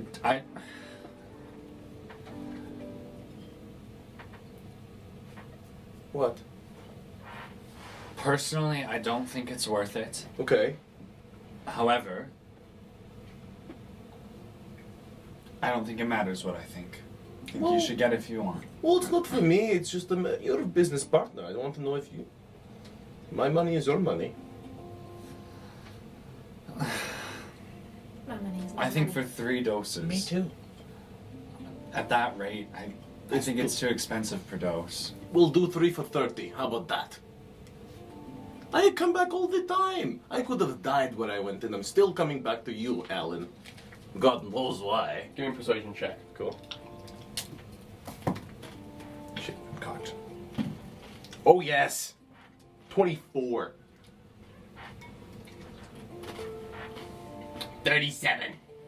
Jesus. Fine, I'll do 37. Yeah. You do 37. You got him good. Yeah, I did. Where are you? There you are. Yes. Thank you for the... Kale, can you see Nope. when you do that? It's very hard. I'm focusing on my nose. I have to point my nose in a direction. I can't see with my eyes. Wow. So, coming back down into the pile of stuff in this compost bin, comes out with a very small metal box and popping it open, pulls out a small pouch and dipping his fingers into it, seems to pop a few things into his palm, and then putting this back in the metal case, reaches down, looks like between his legs, seems to shove this thing into the compost, reaches his hand forward. There you go. It is more than appreciated. Do you guys need anything? Help? Little bit of weed? I don't No. use that. Okay. Lily? How long have you been a businessman?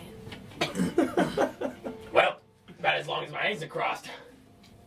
How long have your eyes been crossed? About as long as I've been a businessman. Touche. Do you find you get a lot of people coming to your store here in the compost bin? Only the important ones. Like you get good foot traffic? Well, ideally I don't get any foot traffic, don't want anyone stepping on me. Oh my god. You're a very clever man, Alan. Thanks. Yeah. Super intelligent. You know, Alan is not only just, procurer of mystical drug materials and also other drug materials. He has a business on the side, Alan. Why don't you tell them about what you do? I make wine Do you? out of compost. Okay. Is it good? I call it chyme. Compost wine. Yeah, you got it. Yeah. I would never drink this wine unless you've drinking a lot of other wine before in the same night. It's just because it's nice to finish the night on this wine. Isn't that right, Alan? I'm worried for Kale. Can we stop talking to Alan? I have another question. Alan, this dust that you sell to give people drugs, to help Rex make his drugs, is it expensive? I said 15 gold piece. Yeah, but for how much? Like how much did you buy? Well, I assumed that the amount that I got the first time, the first dose, would be enough to make 1 unit of this thing I call Wake. It was. It's not a lot, but the dust is very expensive. And do you think that you give Rex a good deal for it? Best deal. I don't know anybody else who sells it. Alan is our buddy. Where do you find it, Alan? How do you find You said that magic dust? you said there was a mouse. Sorry, I'm making up a total lie. You said there was a mouse that poops it out in your house. Was this joke or truth? It was a joke. Oh, who's to say? You're funny, Alan. You know, Alan doesn't really tell me where he gets what he. Yeah, but you didn't ask. I did. Are you dancing? Maybe. Do you just keep it in the compost bin? Alan is generally not sober. You don't say. I have a feeling the amount of time he spends around the compost bin, the fumes get to his head. Well, maybe the we best should not way. spend too many minutes around this fumy bin. Yeah, I usually spend no more than 7. Let's go. Thank you, Alan. Always good to see you. Yeah. Bye, Alan. Good luck with your business ventures. Chyme. Climb. Spread the word. We do. All right. So leaving your encounter with Alan, where do you guys go? Would anybody be opposed to going to the Black Emporium with our Our Go. newfound spending money. I think we can go. Yeah. Jade, you okay to go to the Black Emporium? Yeah, I would like to. I'm thinking of picking something up. Abby? Okay. Is there anywhere else? Alan! Are you, Oh, he's gone. are you really sure? Well, is there anywhere else you guys know of where we can buy stuff? Well, in the what- Middle District? What is it you're looking for? Oh, I don't know. Because there is a place that sells weapons apparently nearby. I was told it's well, I can't remember their name. But there's somebody nearby I believe it's in the Middle District. Well, we can go to the Black Emporium for now and then find out more later. Do I know of any interesting places in the Middle District that would have cool weapons or anything like that? You do, in fact. From the Middle District, the best that you can sort of pull from your mind of cool shops is, you know, there are a lot of shops along Market Row, just sort of the central portion of the Grey Walk. Some spots that you denote as being interesting is there's a alchemist shop called the Alembic. There are two weapons shops, one called Thompson Brothers Rifling and another called the Nessian Trailblazer, Ooh. both on Market Row. And there's also sort of two other interesting shops, one called Protected Pedigree and another called Lock, Stock, and Four Barrels. And those ones are what kinds of shops? Just Just interesting, you said? Lock, Stock, and Four Barrels is a sort of an experimental weaponsmith, and the Protected Pedigree is just a sort of an interesting light armor boutique. I know a couple places in the market that have some interesting weapons and things to check out. You could check out some of those before heading down to the Black Emporium. Oh, okay. It's common that the Black Emporium costs more money than things out in the market. It's either we, budget in the market and then go to the Black Emporium, or we go there and spend significant amount of money and use what we have left over at the market. What do you guys want to do? The market's pretty close. Market's pretty close. Market Row is maybe about like another 15-minute walk, Market Row's just down 15, here. 20 minutes. We could just stop by. There's an alchemist shop, a couple weapon places, and then there's this place called Lock, Stock, Four Barrels. I actually heard of that place. Run by somebody named Girim, but he goes by Davy Malone. Apparently, if you say his real name, he might be a little more friendly. Okay, so you guys head to Market Row. Yeah. Cool. Let's go to the market. And sticking to streets, cutting through alleys again. Sticking to streets, right? I'd say we cut through alleys Alleys. for most of our travels. Okay. Okay. So, cutting through the alleys takes you guys better part of about 20 minutes to get to Market Row, and emerging from the alley into now the 1 p.m. rush of people making their way up and down Market Row, entering stores, coming out with hands full of various bags of things and running off to their respective portions of the mid-district to drop off their goodies back at home.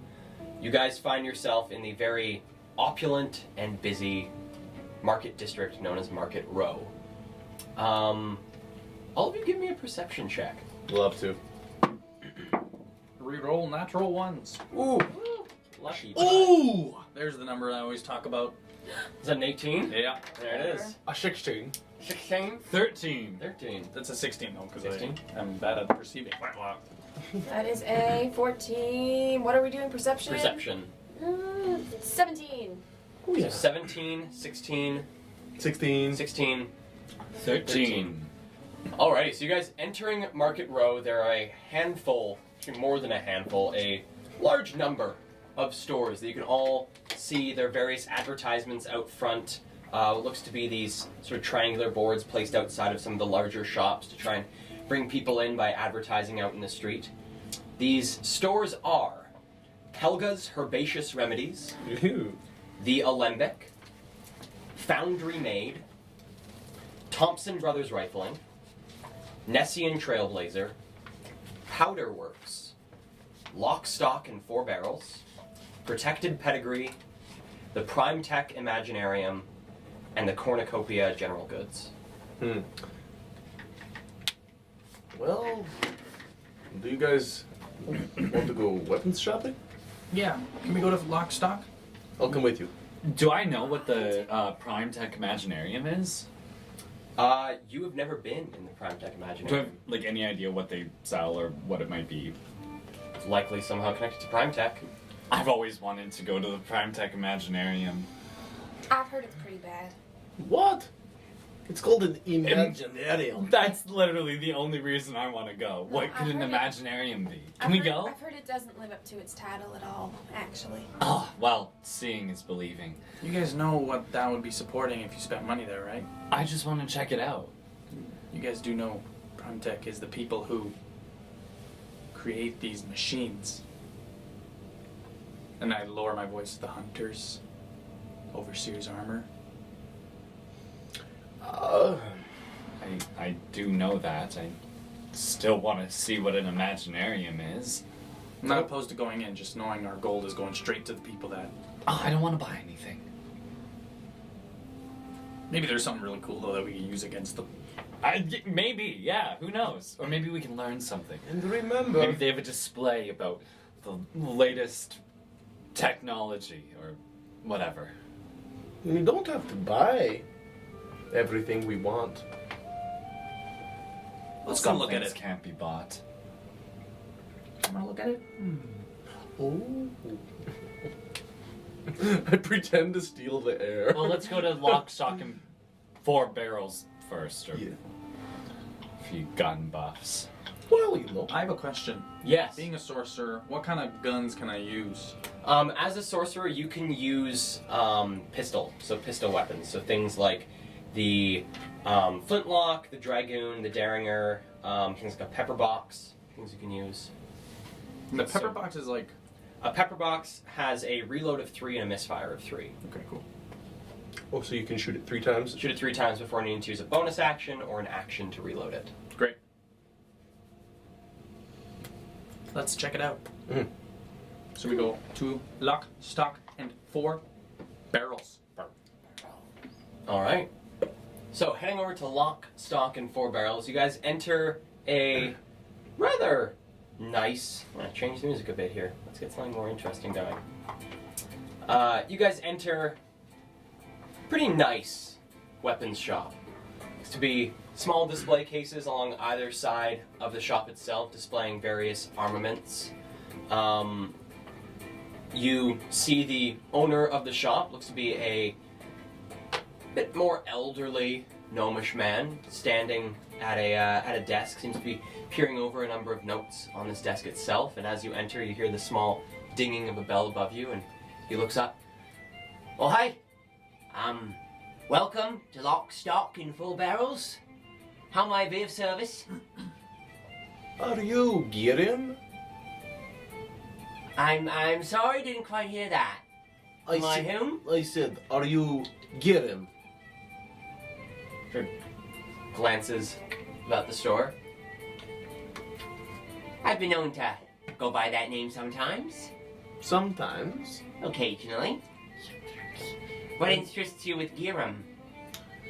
Well, me and my friend here both share an interest for the bang. Not sex. I mean, I'm not judging. I mean, No. people can No, do whatever you want to do. just not with him. And not with you. I was alluding to weaponry, firearms, boom, the boom. I don't think that was meant to be an insult. No, I didn't take it as it. I'm just kind of uncomfortable. Listen, what I'm getting at So you don't need to. is we're looking for some firearms, and a little bird told me that you might be an experimenter of a certain variety. Well, yes, I am an experimenter of the firearm type. So what you got cooking? Well, depends on what you're looking for. Have all manner of experimental items for sale. Do you have any sort of either extreme close or extreme long range weaponry?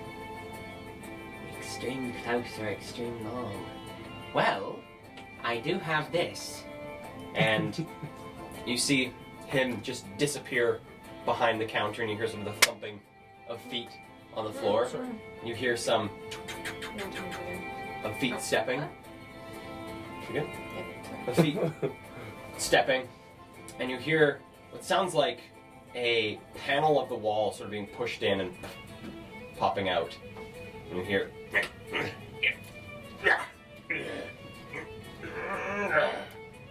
You start to hear these exertion sounds. It sounds like Giram is making his way back towards the counter, and you see top of his slightly balding, white-haired head pop up, and then it dips back down to the counter, and then whoop, dips back up, and you see him heave up this large gun onto the table. This is a experiment of mine. So I've taken the versatility and the usefulness of a musket, and I've combined it with a blunderbuss. That is incredible. So it Has the capabilities of being able to both blast away targets and shoot at range. how much? Well, my weapon is currently going for 175 gold. I think that the harpy is going to have to wait. As you wish. I know you're excited. You said 175? Yes. Is 150 sufficient? No. Ah, I understand. Do you mind? Personal tinkering it out. Do you have a firing range in the basement? Can't say I do. So I can't test it? How are we to know it's...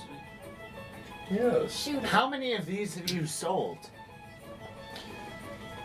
Pulls out a clipboard from the desk, grabs a small pair of spectacles, pops them onto his nose. Judging by recent records, 1 on Thursday, 2 last Monday, and another one last Friday. So it is popular. 4. Relatively.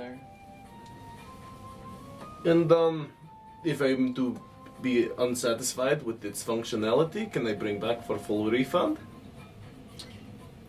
For partial, yes. Well, if it's a used item that I have to then repurpose. What about full refund in store credit? Bingo. Give me a persuasion check. 15 plus 18. Store credit? I'd give you 150 in store credit. Not bad. You know what? 155. No. Get him. I'll do it. And I take out a lot of gold. Okay. But what are the stats of it? Just so I know. The stats of it are pretty wonky. So the stats of it, it does the normal 2d10 bludgeoning that a blunderbuss would do. Okay. Its blast range is... Let me double check here. Its blast range is 25 feet. Okay. Hits everything in a 25-foot cone. Has a misfire rate of 6 Ooh. Wow. and a reload Is that of good or 2. bad? Oh, so- really bad. That's really bad. If he rolls a 6 or below, it misfires. So that means it's. So it means it has 6 out of over 20. has Over a over a 25% over a 25% chance of misfiring. And then the blast is 25 feet. 25-foot cone. Maybe in 25 feet? Oh, geez, I actually don't know if I want such a high misfire. Do you... Oh. I hold my gold. Okay. Oh. Why don't you, I'm having some shopper's regret. As people often do. Maybe Really? tend to my friend. Frequent customers of your shop often have shopper's regret. Well, people coming in for the first time often do. My return customers are often very satisfied. What are the most popular items amongst return customers? Well, one of my items that is one of my best sellers is I've been able to find a way of merging a flintlock pistol with a dragoon. Many people like that. People expect it to, well, just kind of pop at you. So it kind of explodes at you. I know Nice and nothing about surprising. guns. What And then why are you here? My boyfriend does. how does that one function? AKA, what are the stats? The stats of that one. So that one, it acts as a dragoon for its damage. So its full damage is 2d. It does 2d6 bludgeoning. Has a short range of 20 feet, long range of 40 feet, and has a reload of 1. And what's its misfire? Misfire of 4. Misfire 4. 4. Wait a second. 2d6. It's not blast. It's not blast. Whoa. And what's its range? 20 short, 40 long. That sounds worse than the other one. Is that good? Well, it's short range, but it's a lot of damage. 2d6? It's like a really tight spread. Is that It's like a really tight spread. I kind of fucking want that. What do you call this thing? The Blundergoon. Dragoon? You didn't even put flintlock in it. Do you really call it that? I sell these for a living. Sorry, I don't mean to. Okay. Hun, you can call it whatever you want. And how much is it? For this one, comes to 75 gold. I'll take that. Dragoon. And return for store credit of 65 gold. Give me a persuasion check.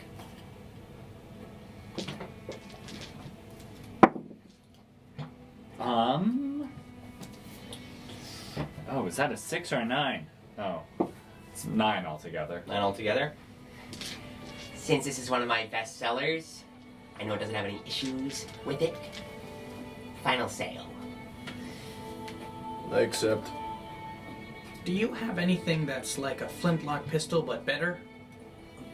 Just like an upgraded one? Sort of points at the Blundergoon. That's it?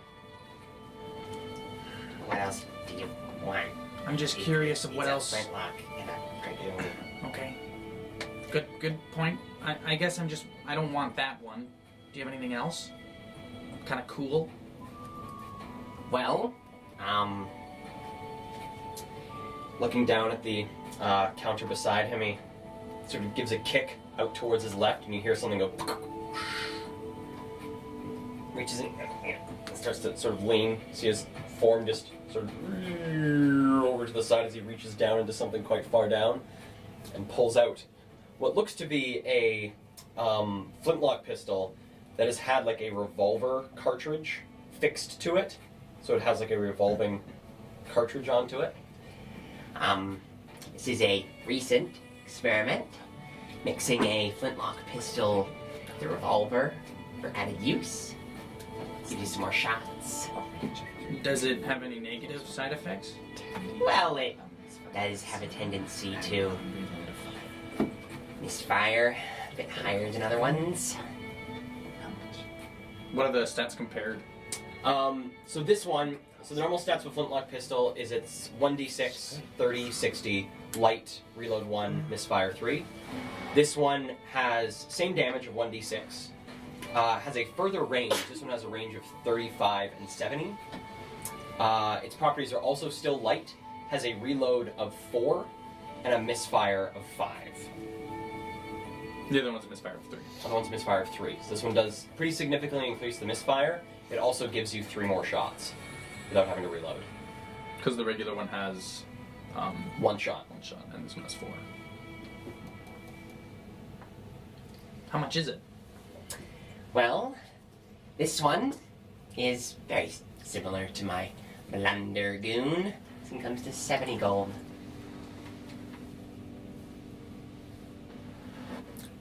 think I'll pass. Thank you. Yeah. Do you have any other bits or bobs you've worked on that you think we may be interested in? In or not the realm of firearms? Well, not that would be more expensive than my first offer. Nothing. Everything is more expensive. Yes. Oh, I see. Well, Do you have any, like, explosives? I think you're in the wrong shop. There's another shop on this street that sells that. Okay. Yeah. Listen, I've been working in retail for a little while, and Gregory, can I call you Gregory? No. Gregory, you're not supposed to tell your customers that a lot of people aren't happy with your business. In fact, it's been made known to me that you're supposed to exude pleasure and nothing else. People are supposed to, think they've had the time of their lives in your store. So if I were you, I would try saying people love your stuff. I'm just trying to help you. You're from the High District, aren't you? No. What makes you think that? Well, because that is a very high district mentality you've got there. Let me see. Well, people do tend to shell out more money in the high district. They do. So maybe they're onto something. I think we should probably get going. yes. Thank you, Kira. Gregory. Mr. G, thank you Thanks. very much. Bye-bye. Thanks for the gat. I strut out, and then before I get into the streets, I go, but I don't. It doesn't disappear. I'm just gonna keep it in my coat. Cool. Better put on the safety. Oh, okay. Oh. And just for future, I guess, notice with this gun, for the point of using it as a packed weapon, it counts as a magical weapon for the packed weapon, so it doesn't get logged in the armory. You have to attune to it and then can summon it and unsummon it, but while you're attuned to it, you can't be summoning other Oh yeah. guns. You can only summon that one. Oh. So I can't. It's not part of the catalog. Not part of the catalog. Oh, I You see. can either choose to have the catalog or this one, be the one that you. Okay. Cool. Where do you guys go? Blasts and explosions? Yeah. What's the name of that store? Powder Works. Powderworks. Oh, we should also go to the one, the herbaceous remedies. Oh yeah. That might be. Well, don't we still got those med kits? We Oh. do. Yeah. Okay. Well, I guess. Stop by if you'd like. I Only just beat think Mommy's it's mom. like really easy once you come across a lot of money to want to blow it all in one place. And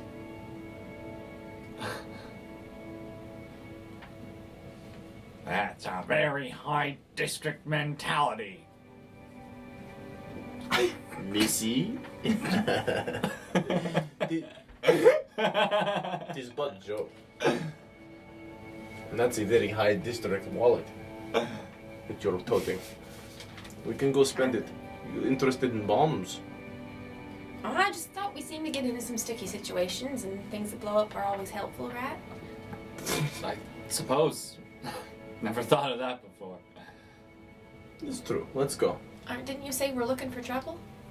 Did I say that? Who said that? I think it was you. I'm not looking for It trouble. was you.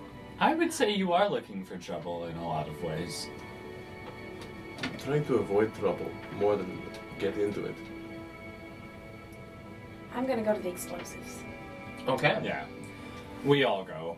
Well, I go. I think So heading into Powder Works, sort of items-wise, is a small and relatively sparse building. Along the walls and on some of the shelves are small little sort of diagrams and various little posters about some of the things that the store offers, but peering around doesn't look like any of the items are actually placed on any of the shelves. Everything seems to be sort of more just like you bring a token to the desk and then they will bring you out what you want. Standing at the desk are two individuals, both human, one male, one female. And as you guys enter, no bell above the door in this one. There are two people currently sort of standing on one side of the building, so looking at some of the diagrams on the wall, and as you folks all enter, hear from the desk, "Well, hello," from the female of the two people manning the counter. "What can I do for you fine people?" Hi, darling. I'm looking for This something hour. to blow up. I want explosives. You have explosives, right? This is mostly what you do here. Sort of look to each other. I believe what you're asking for is illegal. I want to look around the store. Where are we? Give me a perception check. It's not a bomb shop? Oh, it's a 2. Peering around the store, and looking at some of the diagrams seem to be of bullets. Huh? Yes. I'm looking for things that explode out of places. Well, if you've come to the right place, Oh. then welcome to Powderworks. Right. We make bullets. Yes, gosh, bullets. See, the word was escaping me. Oh, it's been a long week.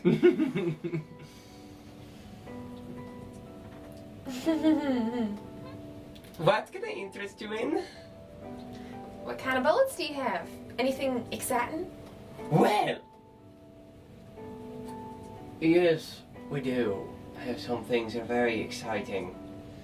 One such item, Reaching under the desk, pulls out a small wooden box, spinning it towards you and flicking it up.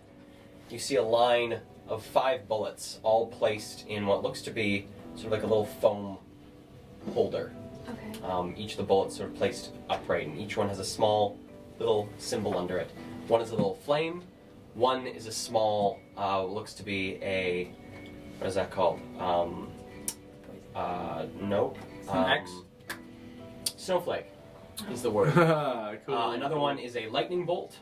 Another one has a skull on it. And then the last one appears to just have like this sort of circle on it, this white circle. Cool. Well, these items that we have are very special indeed. We have used various fully legal, very qualificationally legal strains of etheric dust to improve our bullets, to make sure they have an extra pow to them. I wasn't under the impression that etheric dust was In legal. any way legal, yeah. Certain strains, under the right allowance from Shaw and her friends. In the mid district. Really? Yes. Maybe she's getting a little more lax about things. So then, what do these bullets do? Why would I want them? Well, Juliet, could you get the... Yes, I could. And reaching down under her side of the desk, pulls out a small little, it's like a little target dummy, about like this tall. Little like circles on it to show bits where you could hit on it. She places it on her side of the counter. Well, this one, Pulls out the one that has the small little flame symbol on it. when it's, quick enough comes in contact with a target, Sort of presses it against it and holds it down and pushes the tip of the bullet really hard against this little target dummy. You see a small little. And it's just like as it pulls away from the target dummy, there's a small smoldering of ash Whoa. on the dummy itself. makes things burn. Yes. This one, Pointing at the one with the snowflake on it. makes things cold. This one makes things zappy. Mm.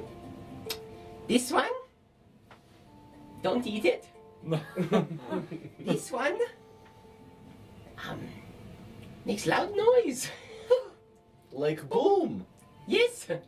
Just what you're looking for. Exactly. Oh, you meant Sonic Boom. Of course I meant Sonic Boom. Bullets. But let's say there's somewhere in the wilds that we're trying to blow open, right?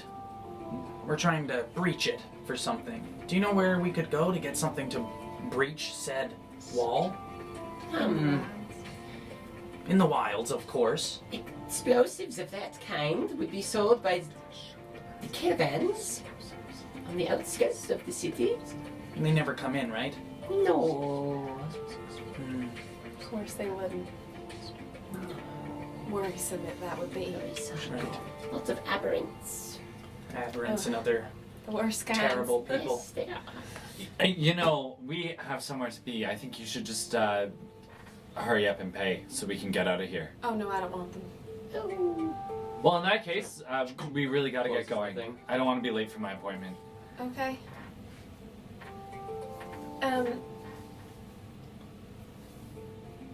Never mind. Bye. Nah. I walk out. They are sinfully boring.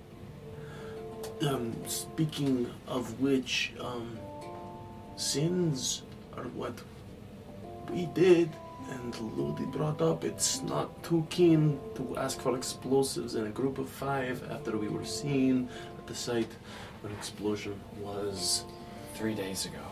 Okay, I'm sorry, but we did think it was an explosive shop. I thought it would be okay to ask for them. It's true. Yo, yeah, that was my fault. That's the kind of shop it was. Or that's the kind of shop I thought it was. And then we quickly realized, and you covered things up. But for you to bring it up again, Jade, was just asinine.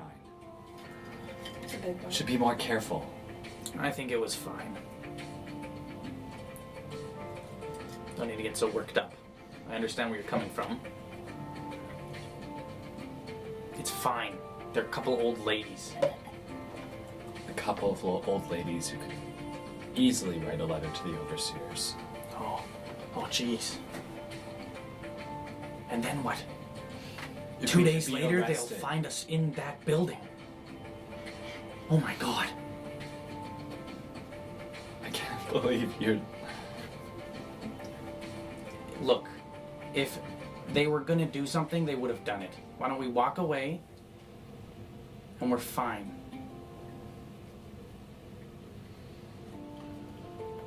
Hey, I can't believe how careless he is. who sells any Sorry, we're on camera. Do you know anyone who sells any magic stuff? Do I know any magical places here? You know one person in the Black Emporium. Don't know anyone up here. Yeah, the Black Emporium, there's somebody. I'm keeping my voice down so that I can hear you guys whispering over there. I don't care. No. You can say it to me. I think you're careless and egotistical. And I think you're high strung and a child. Better to be high-strung and safe than careless and arrested. I think you guys are starting to get very comfortable with each other. I'm going to go buy a cute leather backpack. I'll come with you To the Emporium? to the Emporium, I'll, Yeah. I'll go to the cornucopia. to the cornucopia. To the cornucopia. Why don't you two talk it out with Abby? No. You don't want to talk to him? No, I will come with you. You want to come with us? I was going to. I assumed I was allowed, but Oh, no, yeah. maybe I'm getting ejected from the party. I guess I'm not willing to survive. My God. Well, you haven't done anything so preposterous as I didn't think so. Shouting your head off in the streets. But we could eject you. Please. I am King Rex after all. Eject. Yeah. What do you have to say for yourself speaking so rudely to my boyfriend? Pardon? What do you have to say for yourself speaking so rudely to my boyfriend? Nothing. Rex, it's fine. He's just not humble enough to admit that he was acting stupid, which is okay. It's hard to admit when you're wrong. So. Right. Abby and Isla are just awkwardly dancing. Looking at you all. Thank you. Now, shall we go buy their backpack for you? A cute one, yes. Alright, you guys head to the cornucopia. Yeah. Is that another shop on this block? It is another shop on Market Row. Okay. So heading to the cornucopia, you guys enter a very lavish and busy building. Nice. This building expands wide to the left and right and is incredibly deep. There are probably ballpark between 10 and 15 other patrons making their way through the shop, picking up various things, everything ranging from produce to just household items to... Oh. It is like a cornucopia of general goods. It's like a grocery store. There are a few white-clothed, looks to be, what do you call this, employees making their way around the shop, keeping an eye on people, interacting with them, helping them grab things. And as you guys enter, one of these white-clothed employees comes up to the group of you. Welcome to the cornucopia. General goods. What can I get for you? Well, Can I help you find anything? So did you Is say there this anything you employs would a like me to robot? help you find? What is this? Sorry, Kel, did you say this employs a robot? I No. just misheard. No. Okay. I thought I heard you say that, and then the voice, I was like, what does that look like? Yes, What would you like? my good person. I'm looking for a cute black leather backpack to maybe Backpack. match my long black coat. Match a long black coat. Can you find that for me? Can I find Can that you for do that? Will you do that? Is that good for you? Right this way? Thank you. Ducks their head and just starts walking over to the right. Do you want a backpack? Just to Um, keep stuff in. I'm learning that this. what's wrong with the backpack I already have? Well, looks good, right, Isla? Uh-huh. I suppose everything I have is a little tattered now. Is there another person here? There are other people. Do you want to try and catch one's eye? No, I'll just look around first. Abby, do you want to come browsing? I go try to find snacks. I'm looking for cinnamon hearts. Okay, give me a perception check. Can I help her by just in the back of my mind, Ludi's also keeping his eye out for cinnamon hearts? Give me a perception check. I have 22. 22. Nice. 21. Okay. So you guys follow this employee down to the left, sort of looking about. You can see you pass by what looks to be just like some stacks of clothes, t-shirts and pants and the like, passing by another row which seems to be button-up shirts, coming by another row of clothing which seems to be all sorts of different overalls and other sort of clothing types hanging from this wall. And as you continue on, you get to what looks to be a large wall of accessories. And looking around, you see various leather bands and things you could, things like hair ties, other various sort of quality of life accessory items. And as they lead you over to the left-hand side of this wall, you see along the bottom left-hand side of the wall is a series of backpacks. It looks to be one set. There's sort of these light brown backpacks that just look like a basic sort of backpack. The next set is kind of a darker leather backpack, and these ones appear to have an extra two little holding spots on either side of it. And then the third one looks to be the sort of third level of backpack and is a large black leather backpack. Looks to have a bigger carrying space in the pack itself. It's quite a lot bigger of a pack, but looks like it carries substantially more in play. How much for the second level? 2 gold. Do you need one? Think I'm fine with it. Well, I'm gonna inspect it, Kale. Taking my backpack off and taking a look at it. Is it holding up good? Your backpack? Yeah, my own backpack. Give me an investigation check. Oh, 7. Your backpack looks decently worn from use. This one is a brand new backpack, and it does look to be a little bit bigger than yours. This one having these 2 side pockets that your backpack does not have. It's only 2 gold. What colors are there? There is, like, this sort of dark leather, and that's it. They aren't dyed in colorful ways. Nope. There's no pink. There's no pink. There's no purple. There's no purple.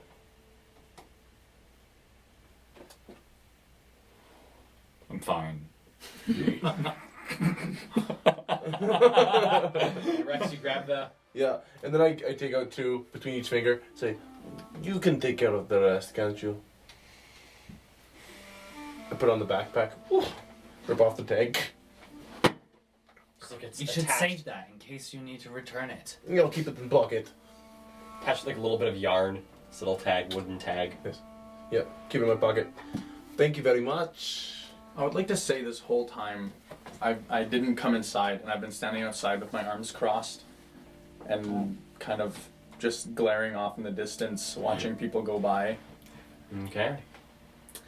Isla, making your way through the different aisles, you and Abby together, you see some of these white-clothed individuals begin to walk towards you, and then they see Abby and just turn away. Abby seems to be sort of dissuading people from immediately coming up and offering you aid. Abby sort of... Do they not like you here? And he points over to the side, and you can see there are these, this long aisle filled with these small little, I guess containers filled with various dry goods. You come up to one, looks to be some type of grain. Next to it, you sort of get into dried nuts and seeds. You then make your way into dried fruits. And then you start getting to small mints and hard candies. And looking through them, you come to a whole one of these bins filled with cinnamon hearts. Abby, we did it. Hanging off of each of these different little bins are these small burlap sacks. Yes. Looks to be like rows of these little burlap sacks that you can grab and you can fill with whatever you want. Perfect. I grab one of the burlap sacks and I fill it with cinnamon hearts. Like, so much so that I can just close it off at the top. Just barely close it off the top. Okay. And as you're tightening it, closing it off at the top, one of these white-clothed individuals sort of slowly comes up towards you. Would you like help purchasing that, miss? Sure. Yes. All right. Is that all you're getting today? Just the spicy shapes? Yeah. Do you want anything, Abby? Should we get anything for the boys? Okay,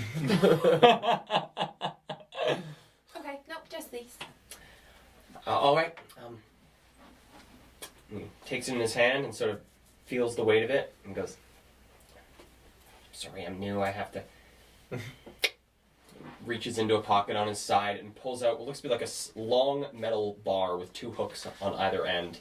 And attaching the bag to one hook, puts a weight on one end, puts another weight, shifting, another weight, another weight, another weight, and go, ooh. Smaller weight. Even smaller weight. Perfect. All right. So for the whole bag of spicy shapes, that will come to 1.5 gold, please. Okay. Hey, I have a question. Mhm. Is there a reason your friends seem to be so scared of my friend? Thank you very much. Pops it into a small pouch on the front of their belt. Well, I don't mean any offense by it, sir. Not at all. You are you. You just you're how do I put this professionally? You're fucking scary. Abby, I think that's a compliment.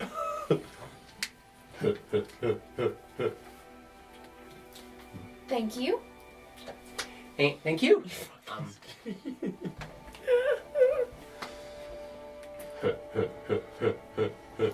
Good luck at the new job. Thanks. Rushes off. Okay, let's go find the others. Anything else you guys would like to get at the cornucopia?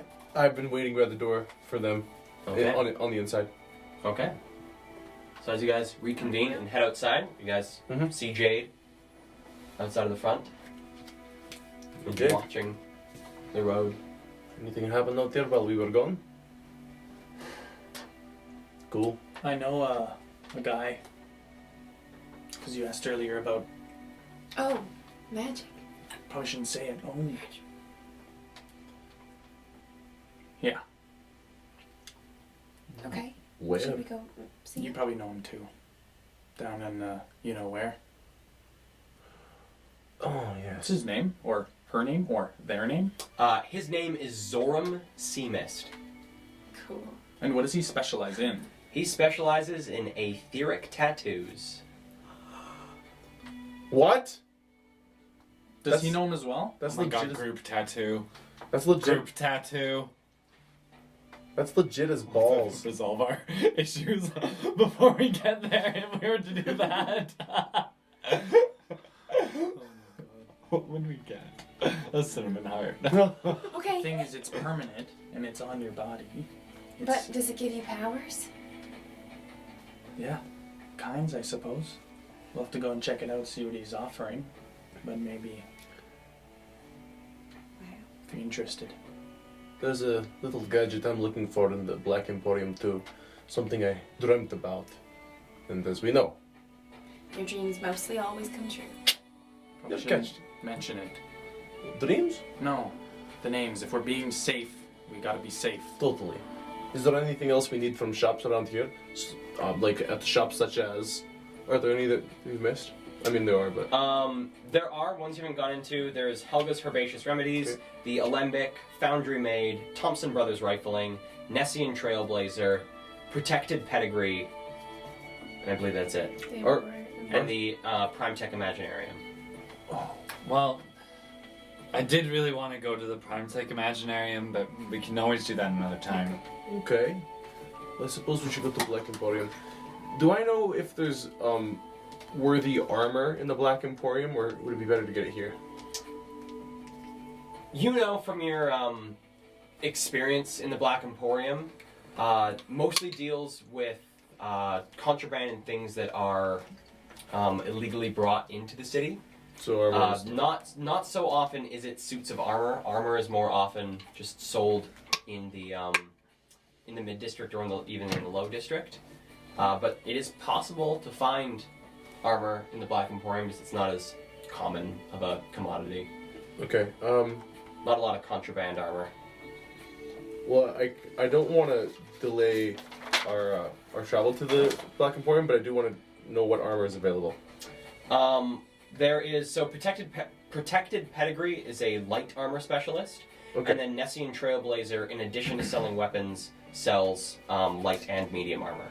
I want medium armor. So, if I must admit, our encounter down in the basement made me realize that this, and I pull my leather jacket down, this chain turtleneck is only going to get me so far. Is anybody else looking for a little bit of added protection? Isla, maybe you? I'm looking to see. I'm not sure what I want yet. Do you want to look for armor with me? Okay. I could use something cute to go with the backpack. Yeah, you probably could. Okay, so I'm gonna go to Nessian Trailblazer with whoever wants to come with me. All right. Who's all going to the Nessian Trailblazer? I'll come. Yeah, I go. Just come look. Okay. Heading to the Nessian Trailblazer, you guys come into, it's quite a large shop, and off the front of this shop where there is the Nessian Trailblazer sign, there is what looks to be the stuffed head of a large creature, sort of with these massive teeth hanging out of its mouth, its jaw open, and the sign itself seems to be hanging off the tongue of this creature. And coming in through the door, it looks to be a hunter's paradise. The building is covered wall to wall with pelts and trophies of all manner of odd and mysterious creatures, things that you have never actually seen, things that look to be almost like a combination of creatures, others that just look so alien and primal that they realistically have no place they call home besides possibly the Nessian Wilds. Hence the name of the store. Looking around, the shop seems to sport all manner of hunting gear. Seems to be specifically tailored for various hunting grounds and sort of sport places that are located about Amuria itself. So different ways of sort of getting your leg up in the sort of hunting industry. And looking around, the place is not super duper busy. There's 4 other patrons mulling about, looking at various things, looking at guns and weapons, and some sort of trying on some of these different pieces of armor. And up at the front desk, there is a stout dwarvish man who, as you come in, greets you quite warmly. Oh, hey there! How are you folks doing today? Very good. This is an incredible place. Isn't it? Did you- First time in the Nessian Trailblazer? Yes. It is the best place. This is incredible. Did you, obtain these trophies yourself? Personally, not. A couple of them are kills that I've made myself, but a number of these were donated by patrons. People who have purchased our items and are thankful for our aid in their hunting and, prowess over nature. That's how you do it. What? Nice to meet you. My name's Ala. Mikhail. Mikhail, Yes. you, what do you mean this is how you do it? I mean, you are a good businessman. Well, thank you, miss. You're welcome. I appreciate that. I think of myself as a good Oh. businessman. And so you oughta. Well, let's see. What sort of armor do you have for somebody to survive the Nessian Wilds? Well, depends on what you're looking for. We here at the Nessian Wilds, or at the Nessian Trailblazer, that is, we sell 2 different sort of styles of our armor. We have the base sets, which will just get you through your day-to-day hunting jobs. Right. But then, for those of you sort of thinking about stepping up your game and going to some of the upper tier hunting grounds in the Nessian Wilds themselves, we have what we call our Nessian tier gear. This stuff, some serious things. I want you to see this. Please, show Have me. this one for, trying on sake. This is our, I guess you could call it our customer copy. Who wants to try this one on? And he Please. pulls out please. from under the counter what looks to be a gauntlet. About the size of an average person's arm, and it is covered with these black scales up the gauntlet itself. The black scales seem to, as they come to points, sort of edged in silver and white highlights. What? Who wants to try this on? Me! All right. You sure you want to wear your cousin? Was that made from a dragonborn? Doubtful. No. Ting, ting, ting, ting. These scales are way too hard to be dragonborn. It's maybe dragon, no? All right, and okay, so it sort of fits it to your arm. Okay. You feel a few leather straps twist and pull. All right, so now close the fist. Hold 1, 2, Nothing's happening. 3, and release. And releasing your hand, you watch as the scales turn into an active camouflage, and your arm, still visible, becomes a lot harder to perceive, as it seems to almost be projecting whatever is around it onto the scales itself. Oh crap. What is this supposed to do? Well, it for some of our Nessian tier hunters. Helps you when you're in the Nessian Wilds. Much more dangerous place. If I'm being entirely honest here, gotta be honest with the customers, if I'm being entirely honest. Survival rates in some of the Nessian tier hunting grounds without the proper gear, 60% death, 40% survival. You're up against some very apex, very intense creatures. This, well, it's derived from the scales of one sort of strain of creature, call them stalkers. Use this as an active camouflage way of keeping themselves out of the sight of some of the other apex predators of this place. So it helps you, stay more hidden in the underbrush. Do you have some sort of map that shows the different tiers in the wilds? In the wilds? Well, and he pulls out this is a map that seems to have been not necessarily stapled, but attached to a large board and plopping it down on the desk.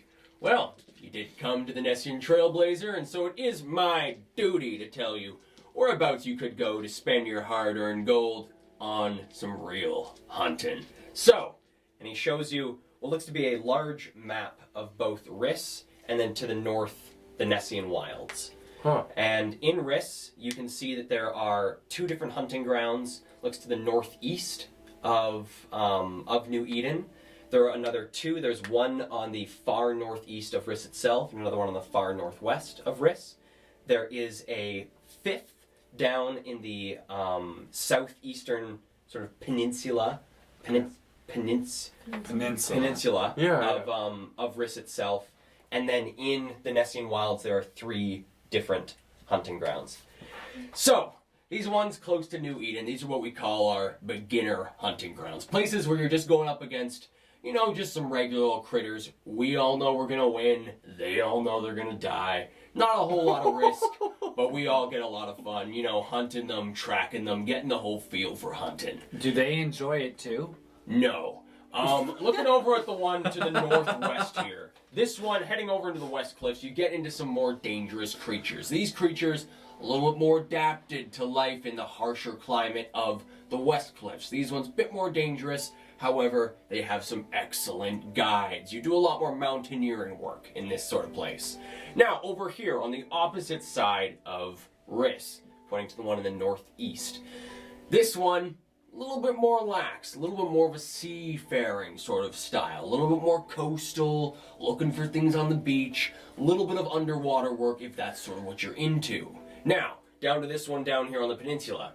Bit more difficult again. This one is privately stocked by some of the geneticists. This one, they make their own creatures, tailor things to how their customers want it.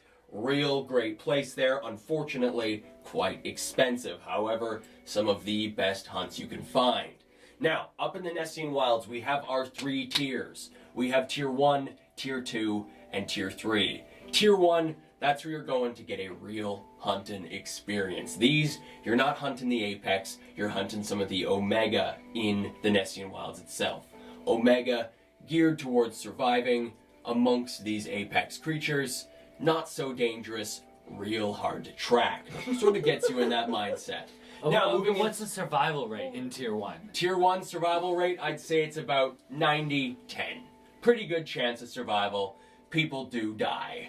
Now, Tier 2. Tier 2 is where things start to get real. Mixed in with these Omega, you're now starting to face some of the more apex herbivore creatures. These ones won't hunt you down, but if you get too close, if you shoot them, they will try and kill you. So, a little bit higher chances of injury or death. We tend to call this place sort of a 75-25 sort of zone with improper armor. Proper armor brings you up to about another 90-10. Now, Zone 3, this is where things get real. Zone 3, you are Apex Hunter against Apex Hunter. These creatures, now, do you know much about the creatures of the Nessian Wilds? We're experts. All right. Well, then I can just skip into this. So, the creatures of the Nessian Wilds, very, very dangerous creatures. Sorry, I'm actually not an expert though. I've never left this city. We're Well, not experts. great opportunities to leave the city, do some hunting. Okay, Gregory, can you see the door? I got work here.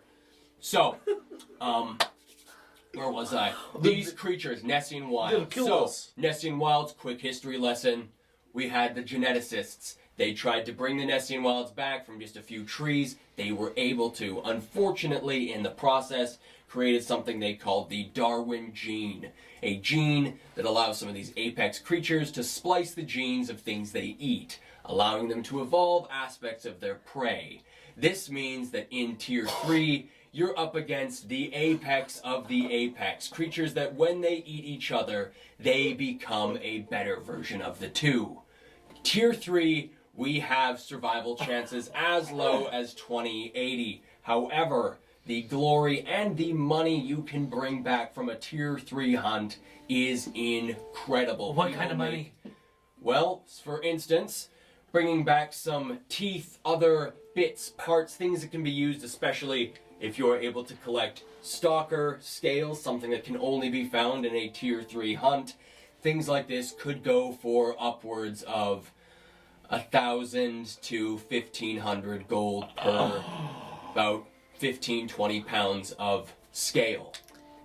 You're telling me that your tiers go from 90-10, 75-25 To 90-10.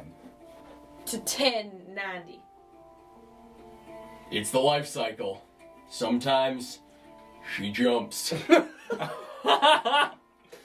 Man, I must admit, Mikhail, you are quite the salesperson. However, I don't know if we're as equipped as we want to be to do these hunts just yet, but I tell you what, you will be seeing my dragonborn face more than just this once. Well, I'm very glad to hear that, and just in case it interests you, I know you're just here looking at the armor, but if it does interest you looking into any of our various other armaments, we do have, you know, your classic knives, various other things you can use up close and personal with the beasts. We also have our own brand of firearms. Now, we take personal pride in making these things as good as we can for you folks. Worst thing to have happen on a hunt, you have your crosshairs trained. You're ready for the killing blow on an apex creature, bringing home the money from this kill. And then, gun misfires. It is a terrible problem. People die from these problems. Wow. However, we pride ourselves in removing misfire. Misfire is not something we can count on. So what sort of weapons do you have that don't misfire? Well, we personally specialize in long-range or high-power firearms. Things like your average arquebus or your bolt-action rifle. We can take these things, make them better. We do similar work with other guns. Unfortunately, have been unable to figure things out with shotgun-class weapons. Those ones still have a chance of misfiring, but it is reduced. What stats do you have on a bolt action? Well, our average bolt-action rifle, if we're doing it just the Tier 1 basic set for the bolt-action rifle, just the bolt-action rifle as it comes from Foundry Made, we can sell one of those for 475 gold. Now, if you want to take our guarantee that that weapon will not misfire, bringing down its chances of misfiring from being a whopping 15% to a 0% misfire chance, that will be an increase to, do some quick math, 1,425 gold. Understandable. Yes, have a nice day. Okay. I have a question. Yes. You know that armor you showed us? Yes, sirree. How much would it cost to get that for your whole body? For your whole body, well, that one that we have there is our sort of trial set. One that we have just placed the scales on just a leather mount, just so you can sort of get a feel for them. I put it back on the counter. However, if you were interested in getting, say, well, I personally would only ever really invest in this stuff if I was getting something sort of chest protection, you could call it a breastplate. Something like that would be average price from Foundry Made would be about 250 gold for a breastplate such as this. However, with our guarantee, it becomes the quite easy price of only 1,250 gold. Well, I have a question. If we were to hunt and bring back some beasts, how much would we earn from that? Well, unfortunately, with the style of place that we are here, I'm not saying there isn't places you could go to sell parts from some of the more basic hunting grounds, but unfortunately here we only accept items from either the southeastern hunting grounds run by the geneticists, their own unique hunts, or from the Nessian hunts themselves, tiers 1 through 3. Cool. I'm too strapped for cash to afford your stalker armor, but I'm All curious, do you have a regular breastplate? Yes, we do. For 250 gold, I would be willing to sell that to you. 250? Was that AC? 14 plus dex up to a maximum of 2. And then no stealth disadvantage on that. Can't afford 250? 250. Okay. Thank you, but no thank you. Do you have any armor that is flexible enough for a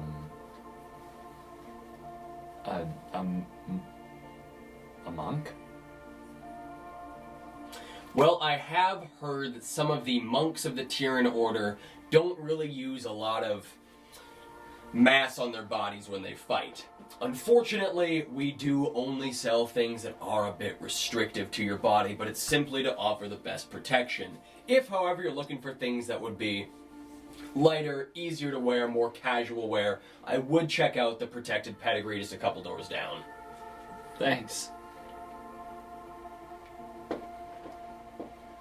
Well, that's it. I thank you folks for your patronage. If it does interest you, we do have our hunter training program going on right now. You can get a free 1-day pass to some of the lower level hunting grounds in and around New Eden itself, with some contests allowing you to sort of work your way up the ranks, get some free access to the other hunting grounds. It's a promotion we're working on right now with some of the hunting companies. That sounds wonderful. Do you have brochure? Yes, we do. It's just on the left-hand side. Gregory, can you... Yep, no, left. Good. I'll walk to Gregory. Brings up small little 3-folded pamphlet. Hands it to you. On the front there is a picture of Mikhail standing boot on top of a large, almost like drake-like creature's head. Long tongue sticking out, arms crossed, and the title Nessian Trailblazer written across it in sort of this bestial font. Okay, sweet. I'll tuck it in my jacket. All right. I've really, truly enjoyed your company and your store here. I am so glad to hear that, miss. We'll be back. All right. When we're rich and Wonderful. famous. Glad to hear it. That is the mentality. That. Have a good day, folks. Bye now. Wait, what's your name again? Sorry. Mihail. Mihal. It sounds like he was saying that. Are we back out on the street? It sounds like he was saying that they maybe sell armor that monks can wear Done at that pedigree place. Protected pedigree. We'll go take a look. I never even thought that was possible. I just thought I'd ask. You told me you don't wear armor, but why not check to see if we Can can? we go? Yeah, I'll go with you. Okay. All right. So you guys start heading towards the protected pedigree. Mm-hmm. Okay. And as the party makes their way towards the protected pedigree, that is where we are going to end the session for tonight. Thank you guys so much for tuning in to Dungeons and Drama Masters and sticking with us. We really, really, really appreciate the support and all the love we're getting from you guys. If you guys do get a chance to like and subscribe to us on YouTube or give us a follow on Twitch, we are so very, very close to reaching our 75 subscriber mark. We're To be- eight people away. 8 subscribers away from doing a... Followers. God, I can't get out of this dude's voice. We're 8 followers away from our giveaway. Again, I've said, so when we hit 75 followers, we're going to do a draw. and whoever wins is gonna get some cool stuff sent from us. Also, keep an eye out. We're going to be releasing Meet Your Player videos over the next couple weeks. You'll get a chance to get a little look into these brains. And again, if you have any questions for any of the players, Kale, or any of us about the show or our characters, I went away. Please contact us however you feel like it. You can send us a message. You can tweet at us, #Dungeons and Drama Majors. You can leave a comment on our videos or posts, or write in the chat before we go tonight, and we'll take a look. Or my personal phone number is. And we'll do our best to answer your questions. We're going to all sit in as a group and do a nice little talk back. So. Awesome. And thank you guys once again, and we will see you. Oh, wait. Oh, Quotes. we have the quotes for tonight. The Oh my goodness. quotes. The quotes. Okay, here's the first one. This is Give Ludi, us the and quotes. Ludi goes, 2 is not a pattern. This is Brayden. Okay, his hair is greasy. Canon. This one was Google. No! Oh my god. Loud and clear. This was Isla. Good luck with your business ventures, and then Alan, kind. And then this was one of the cornucopia workers. How do I put this professionally? You're fucking scary. Those are the quotes. Awesome. Yeah. Thank you guys Alright. again Charlie. for tuning in. We'll see you next Sunday. And until then, This was our 10th this episode. is our 10th episode. Yeah. Oh my god. Number 10. Have a good night, you guys. Thank you Thank so you. much. Thanks for watching.